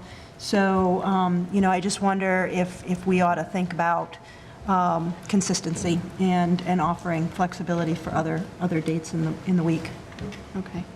I have heard the other side of that, where some of our town select board meetings are certain times, so switching makes it so that it's not always the same and everyone is not impacted always. Again, scheduling this is an impossible feat. I'm so impressed that Randy was able to do it. If we don't come to a conclusion tonight on these dates, we can go back. But this for sure has taken into consideration holidays, vacations, religious holidays, all of the things that we look at, and that I believe would be why there was a change from 1 and 3 to 2 and 4 type of thing. Okay, Scott, and then Carl, and then Malaya. Yeah, just briefly, I definitely support this change to go to 2 meetings per month. I hear what a lot of other people said, and I agree with what I think you just said, which is there is some flexibility. If there's something that needs to get done, the chair is always setting the agenda for each meeting. There could be some flexibility if something needs to happen. But the goal here really was to avoid what we saw the last few meetings. We were here till 11, 11:30. I think that's just difficult for everybody. And also, we had a lot of stuff back up, these last few meetings, that's why we have so much on the agenda tonight, because we weren't able to get to it in the last few meetings. So I think having 2 meetings a month and dividing them the way we're talking about will help the committee be much more efficient. And I liked what George was saying too about the June meeting, maybe having some discussion about other things we could do to make the committee operate more efficiently. I think that's a good idea. Last thing, I think there's 2 starred dates here that I just wanted to refer to. The August 26th date was, Randy wasn't sure the administration could make that work, so we were wondering if we should just cancel that meeting. That's why it's tentative. That's why that's marked as tentative there. We wanted to get to 2 meetings per month. I think having July and December not 2 meetings makes sense. August, we put on the calendar, but it's up to the committee whether we want to do it. Last thing, the June 24th meeting, Member Haber, Chair Haber referred to this, but the idea was that would be a more informal meeting. We wouldn't need it televised necessarily. We would talk about our goals for the year and scheduling things out for the year, like you said, so that administration knows when they have to do presentations, have time to prepare, and we don't have a lot of stuff backed up to the second half of the year. So that's the intent. I'd like to see that June meeting happen, but the Monday, August 26th, I'm fine either way. Thank you. Okay, Carl, and then Malaya. Yeah, my only comment is really on topic of location. The schedule has all the meetings at the high school. I know that in the past we've had meetings hosted in Rutland. I'd like to see us have maybe at least 1 meeting hosted in each of the towns. I mean, certainly in the past when we had an unwieldy committee of 22, maybe finding a place at Thomas Prince where we fit everyone might be a challenge, but especially now that we're a little bit smaller. I think it's something we should try to see if we can make happen. I mean, yeah, almost all of our meetings would be there at the high school, but certainly being able to have 1 meeting in Paxton, at least 1 meeting in Princeton, 1 in Sterling, at least 1 in Rutland. Because we represent all 5 towns, so I think it would be a kind of a positive thing forward if we could have our meetings in those towns. I mean, most likely at one of the schools, but possibly another option as well. So I wanted to put that out there. I don't know if, other than Rutland, I don't know if we've ever had meetings in Sterling, Paxton, or Princeton. So at least there is some precedent for not being at the high school. I'm not sure that the rest of the towns have the ability to televise our meetings, but I'm not sure on that. I would think that they probably can. I'm just thinking of, in Sterling, they have to televise the annual town meeting. Okay. So I would think that it would just take some logistics figuring out, but I think that there probably would be a space. Personally, I like the idea. Malaya.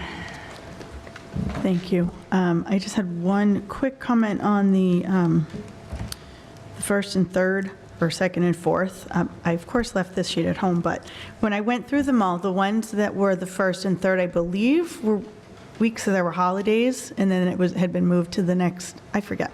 There's one set of them that was only when there were holidays that it was shifted. I also did make a note, I looked into, at least because I'm in Holden and we've had conflicts with this, first and third, that's when they usually have their town meetings or their Board of Selectmen meetings. They haven't set their schedule yet, but that's historically, so I wanted to make sure that they weren't all first and third, and they were not. So I was amazed that it avoided holidays and that situation, so I was fine. I just wanted to note that, though, that the switches were, when I went through each date, were because there were holiday weeks. Janet and Lauren? Sorry, real quickly. I don't know if Leah Whiteman will be the one coming to our meetings again. She will. She will, okay. Because I know that she had concerns with them always being on the Rutland Board of Selectmen meeting night, because it makes it very difficult for her to be in two places at once. They have a rolling schedule. They do. So they meet every other week. Okay. So it's not. It's just a crapshoot. Yeah. Okay. Lauren? I like the idea of 2 meetings. I guess my only concerns are then scheduling subcommittee meetings, because I know we're making decisions about subcommittees tonight, but scheduling can be a bit difficult, and how much time our membership and our staff would be spending in evening obligations here. And then also just, I fear that we will have 2 11 o'clock meetings per month. And I hope we can, I hope we can follow our bylaws and start doing things to make that not happen. To speak to your point about administration being here, in years past, only members of administration who had something on the agenda came to our meetings. And I appreciate that your entire cabinet, Dr. Riley, comes to our meetings, but I don't think it's necessary every time for them all to be here. I think that adding a second meeting in that capacity would be a burden. They will be heartbroken.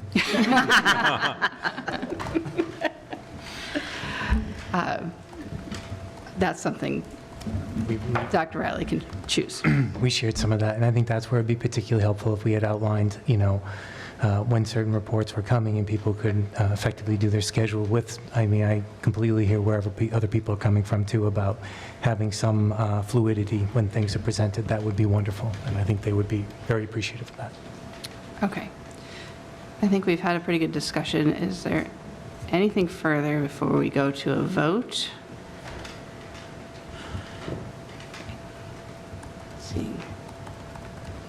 I'm going to make an amendment to strike the August 26th date, just so we can vote on whether we want to do that or not. Second. Okay, that motion was made by Scott and seconded by Linda. Is there discussion on removing August 26th? Matt? I'm not really sure I understand the logic besides administration might not be able to make it. If that's the logic, I oppose the amendment because I think they're still 3 months away. We don't know what the schedule of meetings should be, and to say let's have 2 meetings a month, but let's strike one that's 3 months out, I think that's very short-sighted. Linda? It's the day before the first day of school. I think that it would be just a rough way to go into the school year. So to hold a meeting that night, not knowing how late it might go, I think let's have that be one of the random months with just one meeting. Anyone else on the amendment? Okay. Now we're voting on the amendment to remove Monday, August 26th from the calendar. Mary? Member Gustafson. Gustafson, yes. Member Lorway. Lorway, yes. Member Sammy-Garrett. Sammy-Garrett, yes. Kirschenbaum. Kirschenbaum, yes. Member Woodland. Woodland, yes. Member Winters. She stepped out. Member Poole. Poole, yes. Member Dubois. Dubois, yes. Member Renstrom. Renstrom, yes. Member Ottmeyer. Otmar, no. Member Brennan. Brennan, yes. Member Kaminsky. Kaminsky, yes. Member Lavoy. Lavoy, no. Member Wallace. Wallace, yes. Member Beardmore. Beardmore, yes. Chair Haber. The chair abstains and the motion passes. Now we'll be going back to the full calendar. Ready? Yes. Member Dubois. Dubois, yes. Member Gustafson. Gustafson, yes. Member Kirschenbaum. Kirschenbaum, yes. Member Lavoy. Lavoy, yes. Member Poole. Poole, yes. Member Kaminsky. Kaminsky, abstain. Member Woodland. Woodland, yes. Member Wallace. Wallace, yes. Vice Chair Renstrom. Renstrom, yes. Member Sam McGarrett. Sam McGarrett, yes. Member Beardmore. Beardmore, yes. Member Ottmeyer. Otmar, no. Member Winters. Winters, abstain. Member Lorway. Lorway, abstain. Member Brennan. Brennan, yes. Chair Haber. The chair abstains and the motion passes. Thank you. Next item on the agenda is regarding budget transfers, but our business director has stated that she will have those ready for us in June, so we'll skip over that tonight. Moving on to unfinished business. I would accept a motion to require that the committee perform a review of special education programming and the choice of schools that host district-wide programs as described in Section 11.5 of the Wachusett Regional School District Agreement, prior to authorizing administration to make any changes to the current locations of district-wide programs. Furthermore, to instruct administration to prepare data for such review, including items such as graduation rates by program, stakeholder feedback, parents, guardians, students, faculty, and town officials, daily schedule and curriculum of each program, opportunities for inclusion, accessibility of general education classes in the least restrictive environment, and analysis of the impact of programs away from home community on social and emotional well-being. So moved. Second. It's moved by Matt and seconded by Scott. And we'll open it to discussion. I will say that Dr. Riley did include some of this information in his superintendent's report. George. Yeah, I just would like to say I personally strongly support this. I think there was essentially a consensus at the last meeting that this motion is long overdue, but the question was about some formulations. So again, just speaking in strong support of this. Thank you. Lauren? I support the motion. I just have a few questions, and I don't know who exactly can answer them. What's the timeline for this review? Do we have a date by which it will be completed? And is it a reasonable amount of time for the amount of information being requested? What staff members are doing this review, and what work might possibly delayed while this review gets done? Or if staff needs to be paid extra to do work, what line item is that coming out of from the budget? And that is also, question is included if we were to do an outside review. I know that was mentioned at the last meeting. Is this a general review or specific to the certain programs that were discussed to possibly move? And where did the data requests come from? Was it a list from DESE? Was it just off the top of somebody's head? I just wonder if it is actually comprehensive enough and everything that we actually need. Okay. That's a lot of questions, and I'm here to answer those questions. Yeah, I mean, what I share is, I think we heard tonight that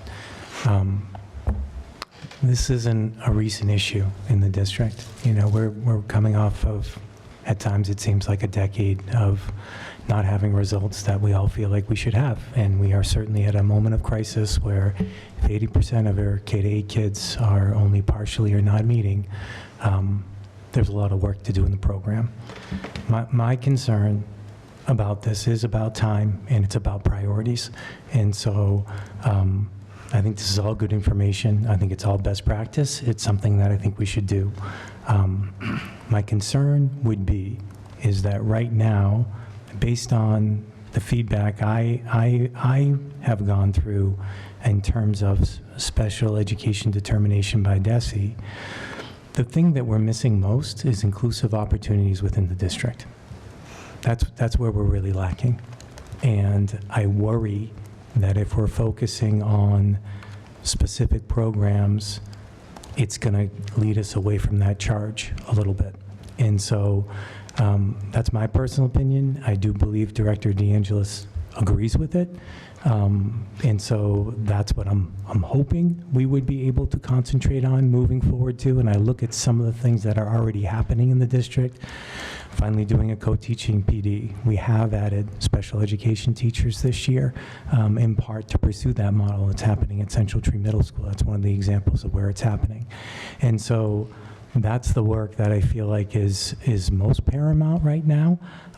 You know, I worry when I look at the last time we have done some of these evaluations, a lot of them are 2017. But then I also worry when I read them and we still haven't done a lot of the recommendations which still hold true today. And so, you know, it's hard.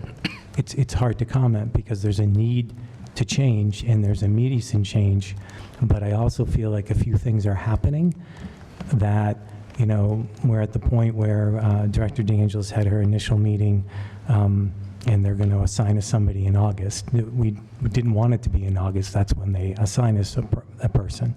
And I would assume that when she looks at the data and does a lot of that work, you know, really where they had the most concerns in that report were our opportunities for inclusion in all of our programs, both are sub-separate, but then also having flexibility for kids who may not have their needs met by one of our programs, but would still like to remain in district. And we have a ton of work to do in those areas. And so that's my one concern is its resources are finite, not just financial, but also time.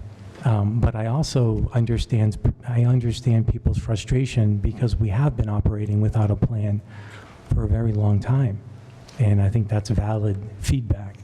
But I also feel like we got a director who hasn't even finished their first year, and they've already made some moves, whether it's adding the, you know, 2 additional unified classes or expanding opportunities after school, doing a co-teaching PD, that we are making movement in some of these areas. And so I think that's my one concern is if it falls on special education, some of the work that I feel like is so present and needed, and that's not the intention of this. I don't think anybody's trying to take work. I think people want answers. Yeah. And so I'm not questioning anything about people wanting this data, but I am worried about the capacity. Okay, so Lauren had some very specific questions, and I don't know that they were answered. But from what I understood, it sounds to me like it would be a staff resource issue, and that we would need, you're more looking toward an action plan for the current problems that have been identified than necessarily starting this. I think that's what DESI's looking for. And do I think that these reviews would be an important part of any action plan? And saying, okay, when we're going to have somebody come in and take a look at our ABA program or our therapeutic learning center. I'd want to, honestly, and I don't want to speak for Director DeAngelis, but I also think about the fact a lot of these programs for the first time actually have consultants, and they didn't have consultants before, all right? That's one of the things that she brought to these programs that didn't exist. And I would almost defer to the consultants about, what do you think? And not that they do the program review, but maybe they could make some recommendations about what they feel like would be the important parts of the program review, have them look at the data analysis that Director DeAngelis is going to do with DESI and say, what do you think? And then hire up, and I do feel like a third-party provider makes the most sense, coming in and giving us feedback. I think that will be the most acceptable. You know, we have trust issues in the district, and I think if you have somebody come in as a third party, you're most likely going to have more buy-in that this is truly what professionals feel like the direction the district should go into. Okay. And so that's my thought on timeline, but I mean, it's all good, you know. But I also go back, honestly, it's scary to look at studies that were done in 2017, and my guess is if we had one done today, a lot of the findings would be similar. Okay. Lauren, does that cover you? Yeah, it's just, that's just my general concern, is that this amount of work, if put on our staff, might delay progress that's been being made, and communication we know is such an issue, so I wouldn't want it to then, delay kind of progress on that, on communicating more with, about everything with everyone. Malaya, then Dana, and then Linda. Thank you. I said this at the last meeting, and I'm going to say a version of it. I actually think I said at the last meeting that I thought this request was more of in line with a comprehensive program review, and I appreciate the data that we have in the report about how much that might cost, or theoretically has costed. We know the cost of everything's gone up. My biggest concern, these are all concerns, but I share some of the things that have been brought up, but my biggest questions about it are that I really feel like before we can even do a review, we need a vision for our special education. What we have been lacking for several years is vision, and I know that we have a new director. I think after she's been here a year would be a reasonable time to create a vision and present some of the findings, some of her general priorities and direction that, well, not just her, but the administration is using to make some of the decisions they're already making. I think part of the challenge that we face is that you are moving in a good direction in some areas.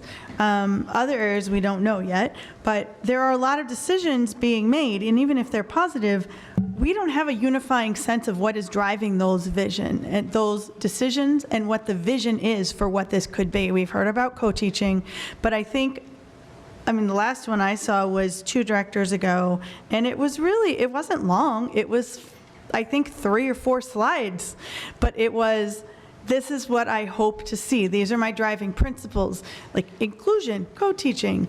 Do you want sub-separate classrooms? Do you want less? Do you have percentage data? Do you have class? Do you have ratio targets? I don't know. If in terms of staff and students, it was broad, but it was so that we could understand what was driving any of the decisions going forward. And I think we're lacking that. I think before we even as a school committee look at any of these very detailed questions, we need to know that. I think that's one of the first things that anyone that comes and looks at our programs from the outside will say. I mean, they can analyze them, but to what goal?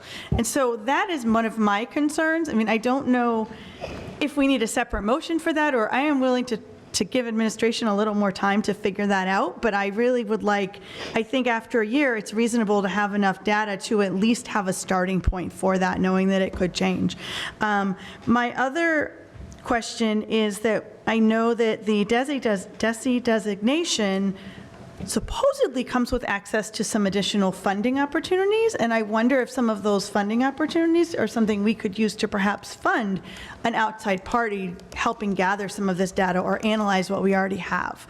The third thing I will mention is if we are able to realize efficiencies down the road, I know we have a lot of things, perhaps a part-time data consultant would be useful to help analyze not just for this, but for other things, because it does take so much time away from things. So those are my 3 comments. I really do think before we approve, I think knowing where our programs are and what their goals are, and I know there's work being done on that, we just haven't heard it in this forum yet. I think knowing that would be very, very helpful for this body and in line with what our bylaws ask and our agreement ask us to do. I think a more comprehensive evaluation perhaps needs to be thought through, but we need a vision. I'm very curious to hear what happens with the DESE consultancy coming in, because that will also maybe reveal some things that we don't know, and it will help us form what questions we need asked by this. So I think this full motion is a little premature from where we are right now, but I support the intent of it, and I would like us to see a commitment to having a vision for special education and some of those guiding points in the relatively near future. I mean, July is a year, so perhaps by the fall, because I know decisions are being made right now about staffing related to that. Thank you. Okay, I have Dana, Linda, George, and then Scott, and then Melissa. Thank you. I understand the motivation behind this policy. It's very important to have this data. It would be very constructive and helpful. I agree with the remarks that have been made that state that. But I'm not going to take the bait and vote for a policy that's as baggy as this one, just to appear to assuage the concerns that people have about what has occurred when we have tried to move a program. This policy has everything and the kitchen sink in it. We can do better. Yes, we need this data. It would be constructive, but I'm not going to vote for it just so it makes me look good like I'm being sympathetic to people, because one thing I've learned on this committee is the need for specific language in our policies, just down to micromanaging this policy. Why would we have language such as in a policy? Who decides what the such as is? That needs to be in the policy. We can't say we want to have data such as graduation rates by program. No, we either have it or we don't. And I won't vote for a policy that has ambiguous language like that in it.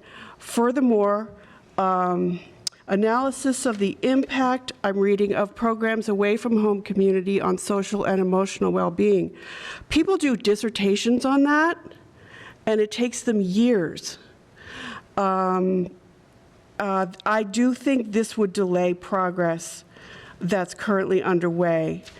I would consider outside consultant help on something like this project, because they will literally have time.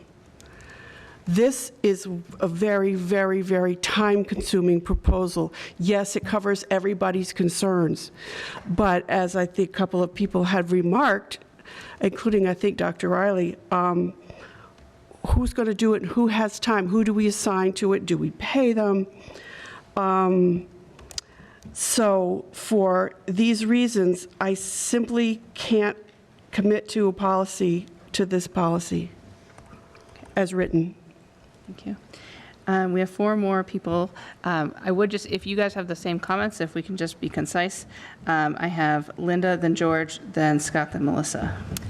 So the main issue I see is that I don't know what this data would bring to us that we don't already know. So we already know that the special education program is in crisis, right? That's been pretty well established, right? I don't think that there's anybody disagreeing with that. But I don't see what this intensive amount of work is going to bring that's different. I don't know what it would serve for the committee to be looking at this outside of the review that's going to be happening in depth in August with other initiatives that have been laid out in the strategic plan. I would much rather see that the time and resources that would be needed to devote to this kind of a thing to be funneled into the district initiatives that we've already started laying out. And I feel like this is, it's somehow both overly vague and overly detailed at the same time, which is quite a feat. And I just can't support something like this where it's going to be throwing our district administrators and teachers and other staff who have to do this into a million different directions at once when they actually need to do other things. That would be accumulating this information in a more constructive way. And I'm going to point out again, the point about daily schedule of each program. Is that overall for the schedule? Is it overall for the individual within? Each student is going to have their own individualized plan. So is that part of the data collection? You know, I see merit in taking a very hard look at what our nuts and bolts are of our special education programs and our individual experiences for the students. But I don't think that this is the vehicle to get us there. And, you know, the other thing that, well, this is outside of the scope, so I'll save it. So, thank you. Okay, we have George, Scott, and then Melissa, and then I'd like to move to a vote if we can. Okay, two things. First of all, I'm amazed that we're still here about this need for unified vision, given that this magnum opus of the strategic plan has been completed, although maybe I shouldn't be amazed. But that's an interesting thing.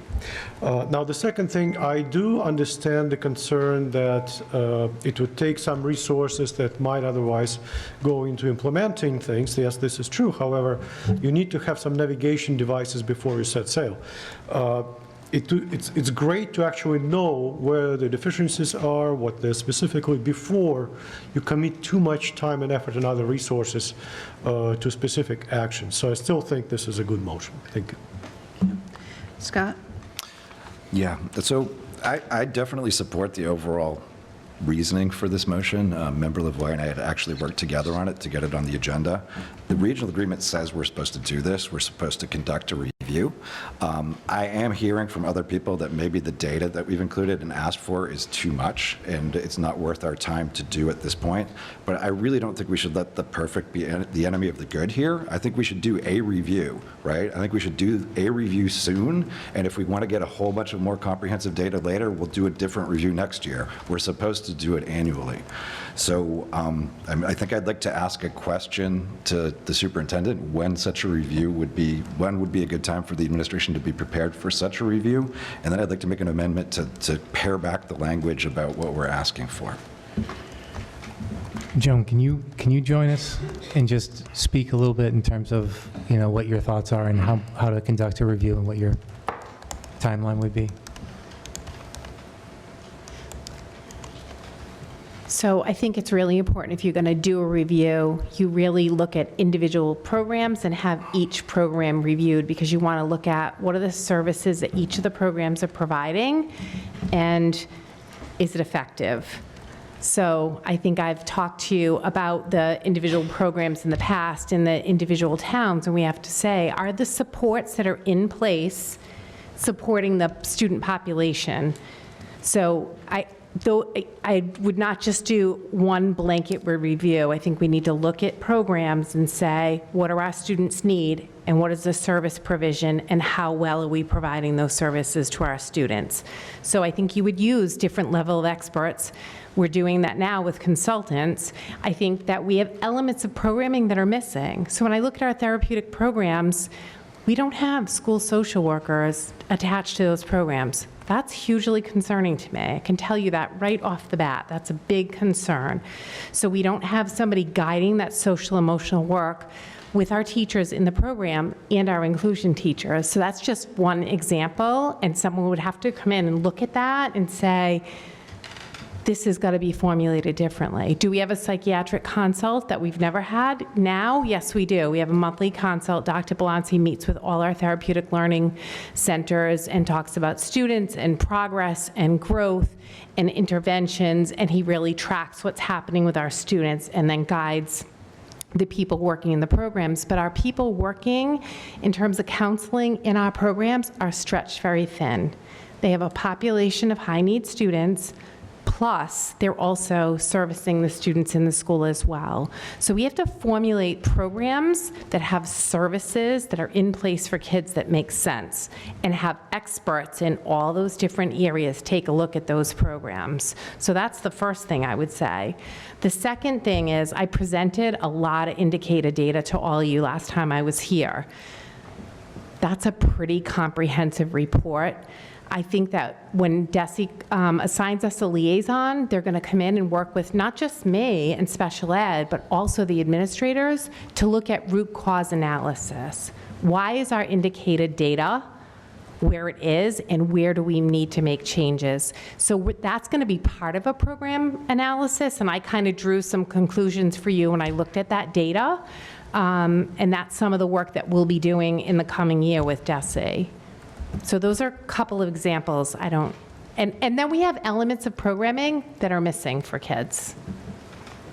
We have a lot of individual programming that are happening in individual schools that I think we could service our population of students differently.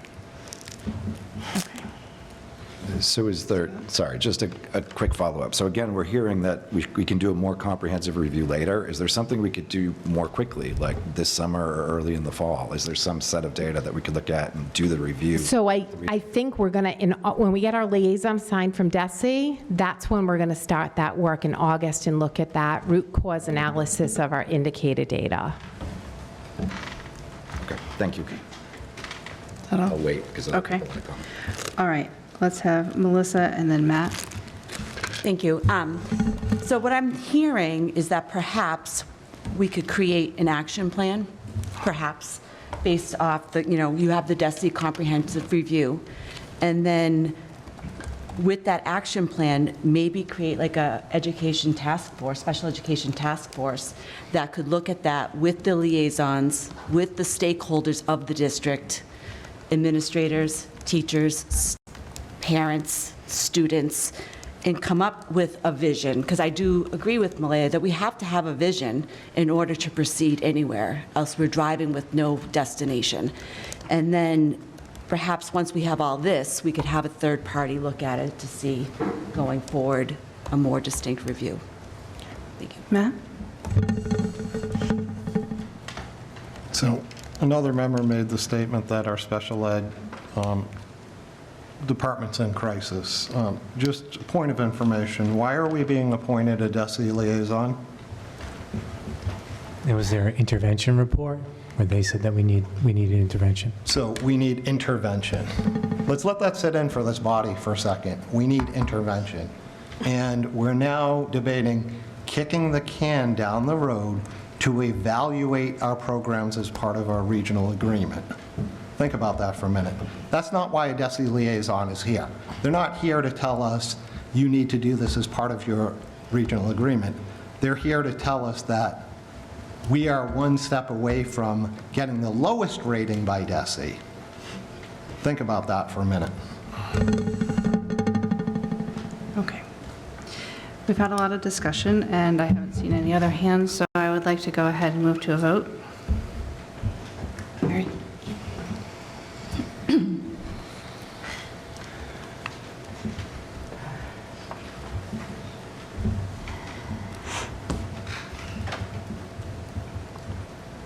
Member Lorway. Lorway, no. Member Brennan. Brennan, yes. Member Otmar. Otmar, yes. Member Salmon Garrett. Salmon Garrett abstain. Member Lavoy. Lavoy, yes. Member Gustafson. Gustafson abstain. Member Kirschenbaum. Kirschenbaum, yes. Member Winters. Winters, yes. Member Poole. Will abstain. Member Woodland. Woodland, no. Member Runstrom. Rudstrom, yes. Member Kaminsky.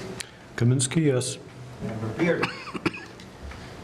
Beardmore, yes. Member Dubois. Dubois, no. Member Wallace. Wallace, no. Chair Haber. The chair abstains, and the motion passes. Okay, our consent agenda for tonight includes the following items. Number 1, approval of the regular session minutes of April 29th, 2024. Number 2, approval of the executive session minutes of April 29th, 2024.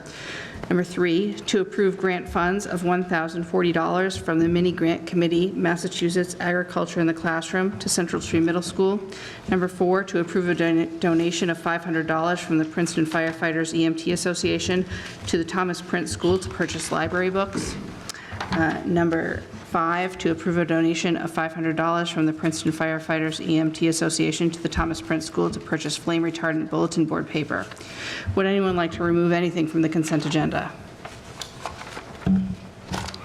Seeing none, we will move to a roll call vote. Oh, I'm sorry. I'm sorry. You moved quickly. In light of information that is in our packet, I'm not sure that it's appropriate to have the executive session meeting minutes of April 29th approved. You'd like to remove them from I the would like to consent remove agenda? them, yes. Okay, so we will be voting on items number 1, 3, 4, and 5. Anyone else want to remove anything else? Okay, we'll go to a vote. Member Salmon Garrett. Salmon Garrett, yes. Member Kaminsky. George? Member Kaminsky. Kaminsky, yes. Member Dubois. Dubois, yes. Member Beardmore.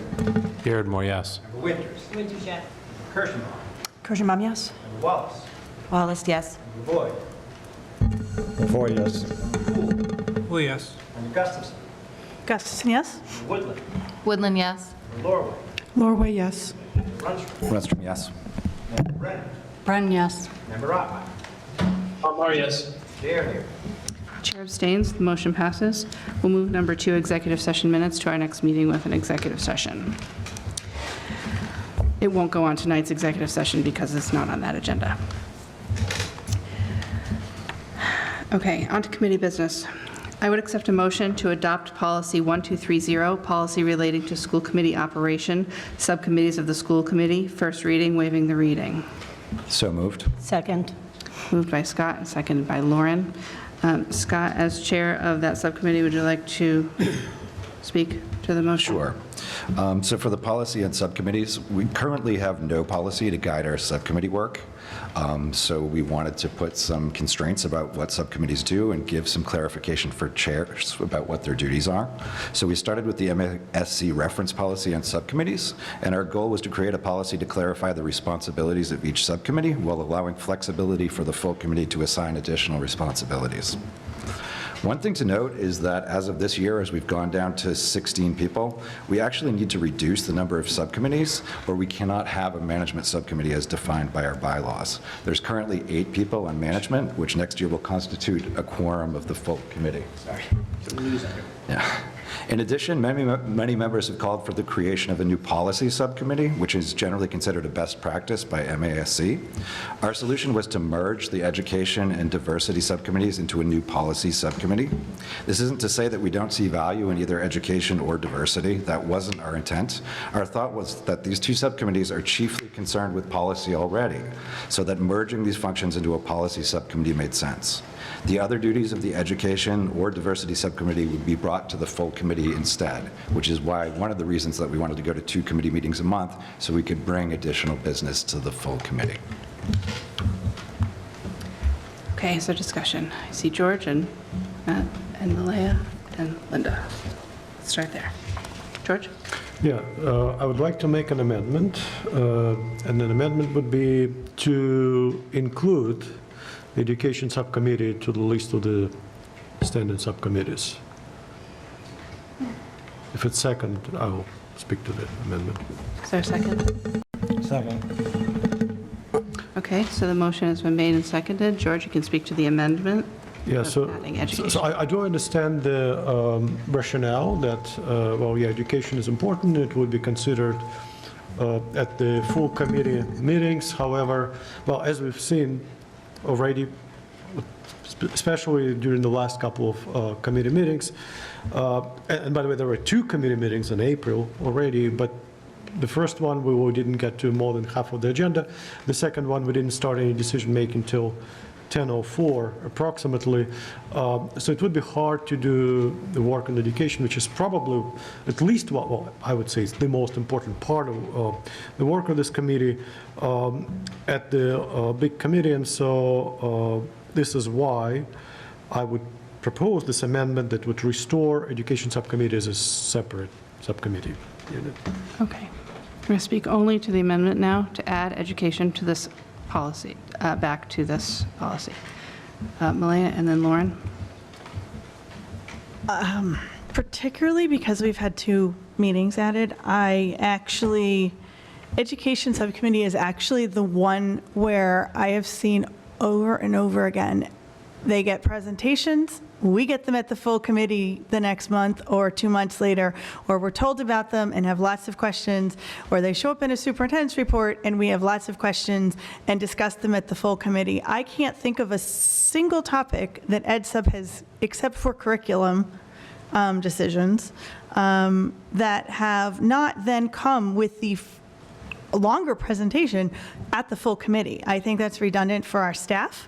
I think that's redundant for us. I know that I do know that special education was discussed. That's the exception to it this year. I can tell you that there were plans to discuss special education in other subcommittees, but it was not allowed to happen due to some other things, which I'll get to later. So I think that in my historic time here, almost every single thing done at Ed Sub is something that should be and is eventually discussed with the full committee. Occasionally, we have policies, like we have a couple today, but they're things that should be conveyed at the full committee. May I answer this? I'm going to go to Lauren, and then we'll move back to you, George. I understand the desire to keep that subcommittee, but I really don't like that a lot of that information doesn't come to the full table. I don't believe that the subcommittee reports at the end of our meetings is enough to hear everything that happens. There are so many decisions made and things done and presentations given that never come to us, and then people ask us questions, and I have no idea what they're talking about because we maybe missed our subcommittee reports for the meeting before. I just feel like there are things, now that we have the 2 meetings a month, those are things, especially with special education, like we want to be discussing that out in the open and be transparent about it. That's education. I want to be doing that work at the full table with all of us. Okay, I saw George, then Matt, then Laura. Yeah, so by the way, I find it to be worth noting how much Member Gustafson fights against academic excellence decisions. But just to give very specific, particular examples. Okay. Member Kaminsky, please don't speak about other members' opinions. I believe that what I've said is what I've said, and I'm standing by this. But to give a specific example of something that was not discussed here and took quite a significant time for the Education Subcommittee to work on, and I was a member of it. Well, there are 2 policies that we're hopefully going to vote on tonight. It took a while. It took definitely more than 1 or 2 sessions for the Education Subcommittee to develop this. They were developed in collaboration with Deputy Superintendent John Kroll. And this is definitely work that took hours of work of the subcommittee, and it was not a part of the proceedings of this full committee. Just as an example. Thank you. Okay. Matt, then Laura. I think this is speaking to the amendment, but I might speak to the original motion. I'm going back in time here, going back about 5-6 years ago. The Education Subcommittee would typically meet right before this meeting on a Monday night. And in our policies and in our bylaws, we're supposed to review our policies every couple of years, and the Ed Subcommittee would literally just go through the policies and continuously review them, have discussion, bring them back to the school committee to vote on. For the life of me, I can't remember the last time Ed Subcommittee had that kind of initiative on their profile. So what I think I'm hearing is that policy subcommittee would take that responsibility on. But what my question more is to the motion is, it seems like we have a lot more policies besides just education that probably need a set of eyes. So are we concerned with how a policy subcommittee would prioritize those? Would it benefit from having an education subcommittee help with that lift? That's just a little bit of my concern, because if we look at our policies, they're all outdated as far as review from a subcommittee or a full body. I agree. There are some policies that even indicate a sooner review than our general review. And of course, there's many that are very outdated, and I would hope that a policy subcommittee would do a full review of, I believe actually, Matt, that you had sent last year maybe a list of the dates of review, so that could be a directive. Okay, I have Laura next, and then I'd like to wrap up the amendment. Yeah, I just, so I want to speak in opposition of inserting the education subcommittee back into this language. And I'll tell you, I am a last-minute convert on this particular proposal. Back in October of 2022, the bylaws subcommittee presentation, and I believe that Member Lavoy was the chair at the time, came through their recommendations, and they actually, that was the start of when we recommended that the Education Subcommittee was dissolved, along with diversity, equity, and anti-racism. At the time, I was surprised by that recommendation, but given the number of committee members that we are working with now, and one of the, I'm looking at it right now, one of the benefits of reducing this Education Subcommittee was so that there would be an opportunity to present more information at full committee. And I think that that has been said, so I don't want to beat that into the ground. But I think that there's real work to do with policy. I think that's been well established. And I think that our whole body should be hearing firsthand from our administration about education. And so, like I said, when this was first proposed, I was not in support of that. But you know, since then, I've come around, and I see the value of having the policy subcommittee and not having the education subcommittee here.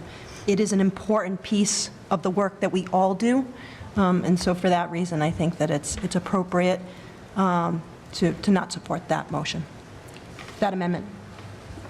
As part of the subcommittee at the time, Deputy Superintendent Kroll did do a survey of other districts. I believe there was 50, there was more than 50, I know that. This is my very brief outline of all the data he collected. Just so you know, there was, out of the districts surveyed, 45 of them had a business and finance committee, 49 had a policy committee, 28 had either legal or negotiations, 4 had a DEI, 14 had education or curriculum, 20 had facilities, and 12 had superintendent goals and evaluations. Now, of course, our committee is much larger than many, so not that these can be an exact, not to say that this is exact data that we should replicate, but just so that you know where other committees stand. Does anyone else have anything on the amendment? Okay, seeing none, we'll go to a vote, please, Barry. Now we're only voting on the amendment to include the Education Subcommittee back into the policy. Okay. Member Winters? Winters, yes. Member Dubois? Dubois, no. Member Ottmar? Ottmar, yes. Member Woodland? Woodland, no. Member Beardmore? Beardmore, no. Member Brennan? Brennan, no. Member Gustafson? Gustafson, no. Member Lavoy? Lavoy, yes. Member Lorway? Lorway, no. Member Wallace? Wallace, no. Member Kirschenbaum? Kirschenbaum, no. Member Poole? Poole, no. Member Salmon Garrett? Salmon Garrett, no. Vice Chair Runstrom? Runstrom, no. Member Kaminsky? Kaminsky, yes. And Chair Haber? The chair abstains and the motion fails. We're moving back to the full motion to adopt policy 1230. Is there further discussion? Linda. So I would like to make an amendment to strike the listed superintendent goals and evaluation subcommittee and the related explanatory paragraph, and add in the diversity, equity, and anti-racism subcommittee. Is there a second? Second. Second by Malaya, and go ahead. And so my rationale here is that the superintendent goals and evaluation can be accomplished through the management subcommittee, since those members would be working along the initiatives a little bit more comprehensively throughout the year. So I think that that would be an easy task to add on or direct the management subcommittee to make sure that we're in alignment with the strategic plan, with the goals. It just seems like it would be, and along with like working out the agenda, it seems like a natural place for that task rather than a separate subcommittee. And then I also feel like the Diversity, Equity, and Anti-Racism Subcommittee is filling an important need. That does not have to be just policy. I think that it's a difficult subject to work through, and it involves a lot of big feelings and opinions. And I think that it's kind of easy to fall back on policy only when that's your task at hand. And I would like to have that fledgling subcommittee have another chance to really engage in the work that we've been trying to do since 2020.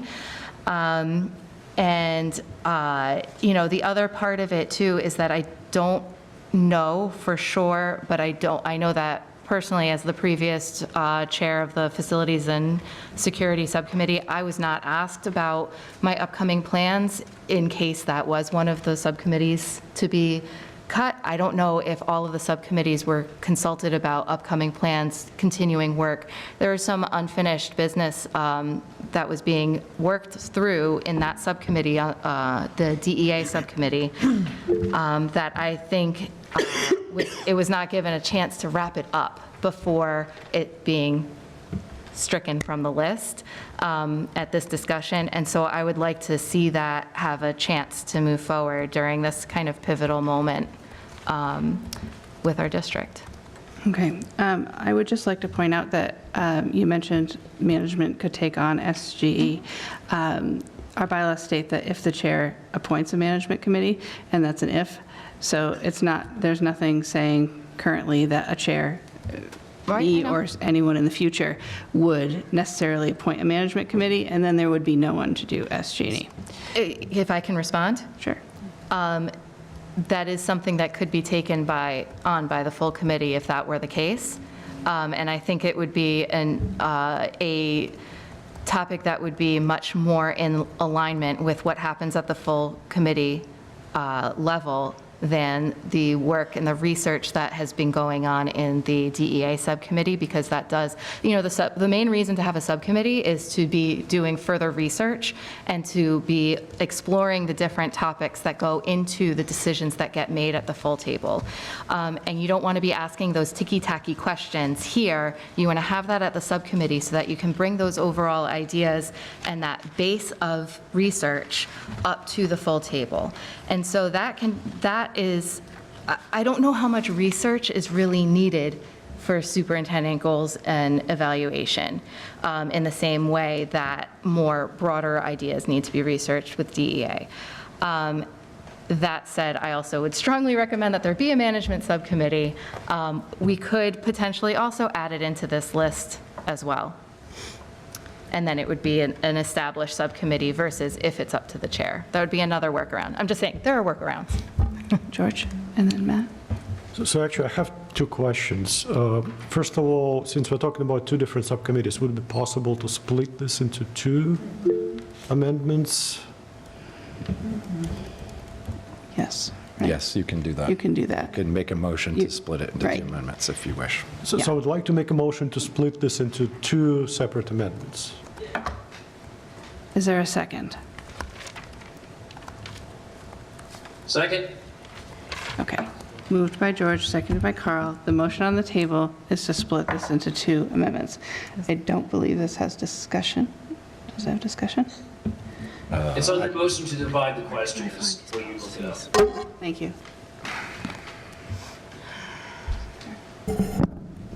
I'll get this one often, guys. Not debatable is amendable. Thank you. Okay, not debatable is amendable. Okay. Thank you. All right, the motion on the table is to split the question. We're moving to a vote. Point of order? Yes. Are we clear on what the split is? No. I don't know what we're voting on. I'm sorry, the way I understood it is to split by subcommittee. So we are having one motion to strike superintendent goals evaluations, and we are having one motion to add back the DEA. Is that correct? Okay. So the first motion will be to, we're voting on splitting the motion. We're voting on. Yep. Sorry. Yep. Let's start there.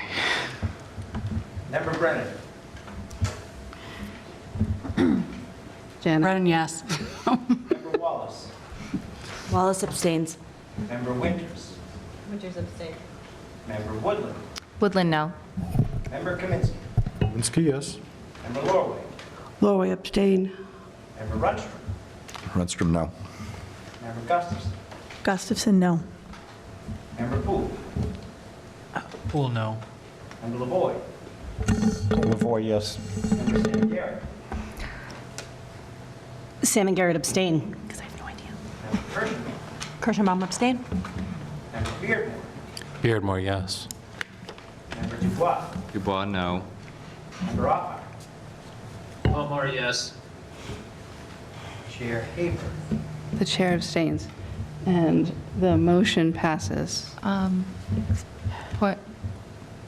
It doesn't, don't we have to have at least 8.01? No? Because of the abstentions. No. Sorry, The abstentions do not count. This is accurate. Okay, thank you. Okay. All right, we will now have two separate motions. So the first, again, this is an amendment to the original. So the amendment would be to strike superintendent goals and evaluations. Is there discussion on that specifically? Lauren? I sat on superintendent goals and evaluation this year, and One of the things that I recall we did last year is move the evaluation to a biannual process. And so the work of this subcommittee, I feel, is greatly reduced in those off years. Granted, I have not sat on that committee, but there would not be such a comprehensive process at the end of the year if we are only doing the comprehensive evaluation every 2 years at this point. So I think it makes sense. I think also if we find that we would need this again, we could add it, or we could create an ad hoc committee to handle some of that work in the interim. But I also do think, think that it is useful perhaps to involve management. I think that's a very logical place, and I actually agree with that comment from earlier as well. So thank you. And Matt, then Brett. I would support the removal of this subcommittee for a couple of reasons. Years ago, we used to do paper-based evaluations, and with the help of Mr. Sklar, we've done a great job of building an electronic template for us to fill out. That's taken a lot of the hard work that the subcommittee used to have to go through with paper-based copies and going through those. The other thing, and I'll just point this out, this past year was the lowest number of school committee representatives filling out an evaluation since we went to an electronic format. And I think with a committee size of 16, having those discussions here at the table, presenting MASC's kind of guide to doing an evaluation, having those at the full body would certainly allow us to have a more comprehensive viewpoint as opposed to a subcommittee. So I support this motion. Brett? Yeah, I support this motion as well. I like the proposal, but going to the management subcommittee, it has to have a home. So if it doesn't work at management, it's got to come to the full table. Linda, Shannon? So I hadn't thought about what Member Gustafson had said about the 2-year cycle. So what would the subcommittee do in the off year? There is, Laura, as chair of the subcommittee, do you want to respond? Yeah, I mean, I think that it's easy to think that we can take this. One moment, Laura. Point of order, we don't have any chairs of subcommittees. That is accurate. Let me rephrase that. Laura, as the previous chair of the subcommittee, can you please explain? So I think it's easy to think that the load got lighter by going to a 2-year, but I would caution us against thinking that way. I mean, you know, we have a proficient superintendent right now who is, for all intents and purposes, based on the narrative and the evaluation, is doing all the right things.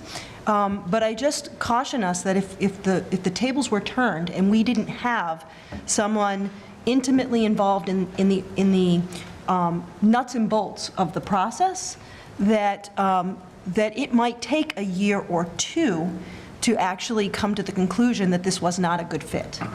And I think that that's one of our primary obligations as school committee members, is to evaluate our superintendent, along with passing the budget, and and ensuring that there are policies that are up to date. These are our three primary responsibilities. I think removing the name and the purpose of that subcommittee would set us in jeopardy of missing the boat and being, potentially out of compliance with our primary responsibilities for our community members, and could be a huge waste of time working with a superintendent who is not making the mark. We're very fortunate that we're not in that situation, but I would caution us to miss an opportunity to maintain some oversight in this regard.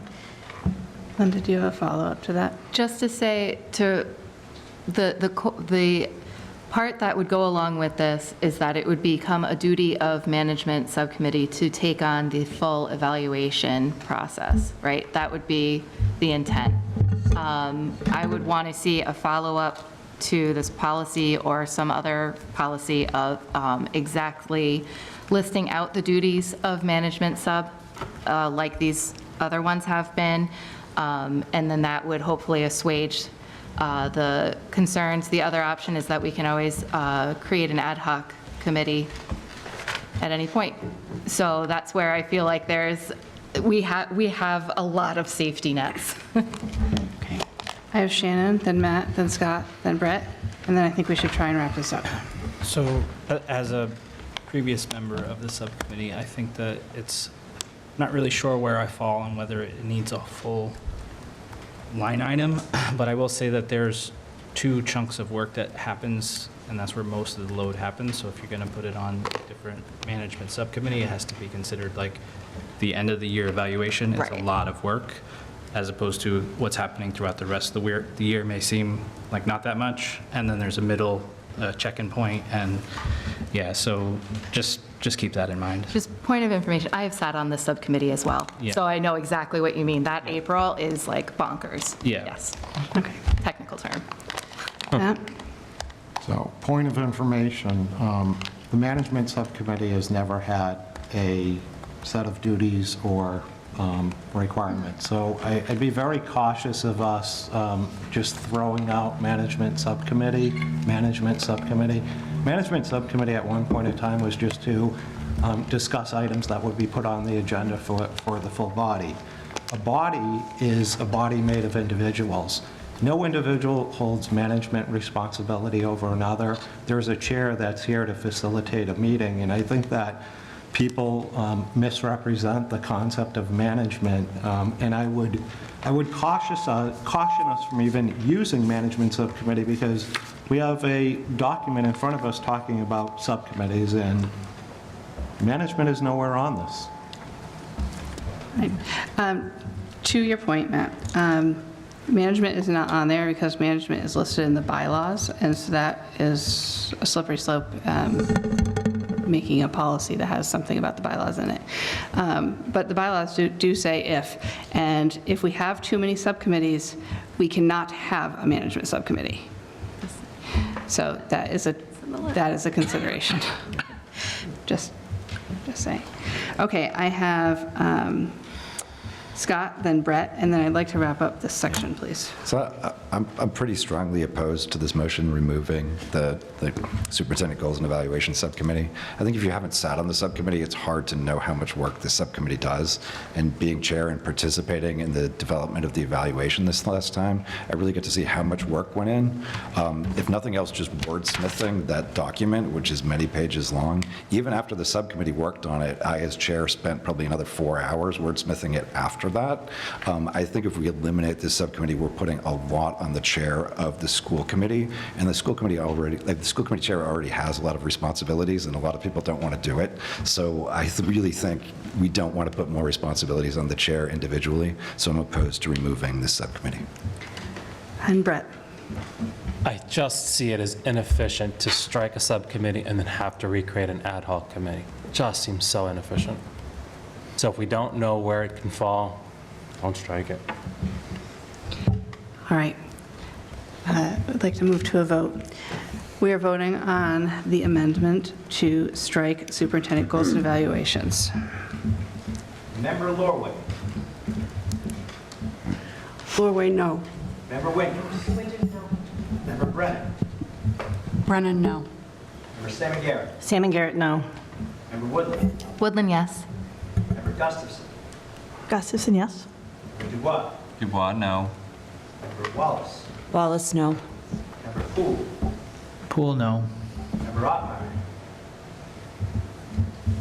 Otmar, yes. Member Kaminsky. Kaminsky, yes. Member Beardmore. Beardmore, no. Member LaVoy. Lavoy, no. Member Pershing. No. No. Member Rutschman. Rutstrom, no. Chair Haber. The chair's, Sorry, I gave him a yes. All right, you can abstain. and I abstain. And the motion fails. Okay, moving on to our second amendment now, to add the Diversity, Equity, Anti-Racism Subcommittee back to the policy. George, Shannon, Linda. So I actually have a question. So we were told that the Diversity and Education Subcommittee would be merged together into the Policy Subcommittee. So if this subcommittee is restored, what would happen? Would policy automatically become education again, or what would be the situation? What would be the Policy Subcommittee doing? Well, do you want to speak to it? So I think the policy subcommittee would still be doing what it does. The diversity subcommittee would be focused on the parts of what they do that are not policy. Okay, so then the actual question, again, to Member Woodland, or Member Woodland, Chair. the Chair. Well, it was mentioned that this subcommittee would be doing continuing doing important things that started in 2020. This is very vague. I would love to hear some more specific and explicit description of what would that be. Thank you. Okay.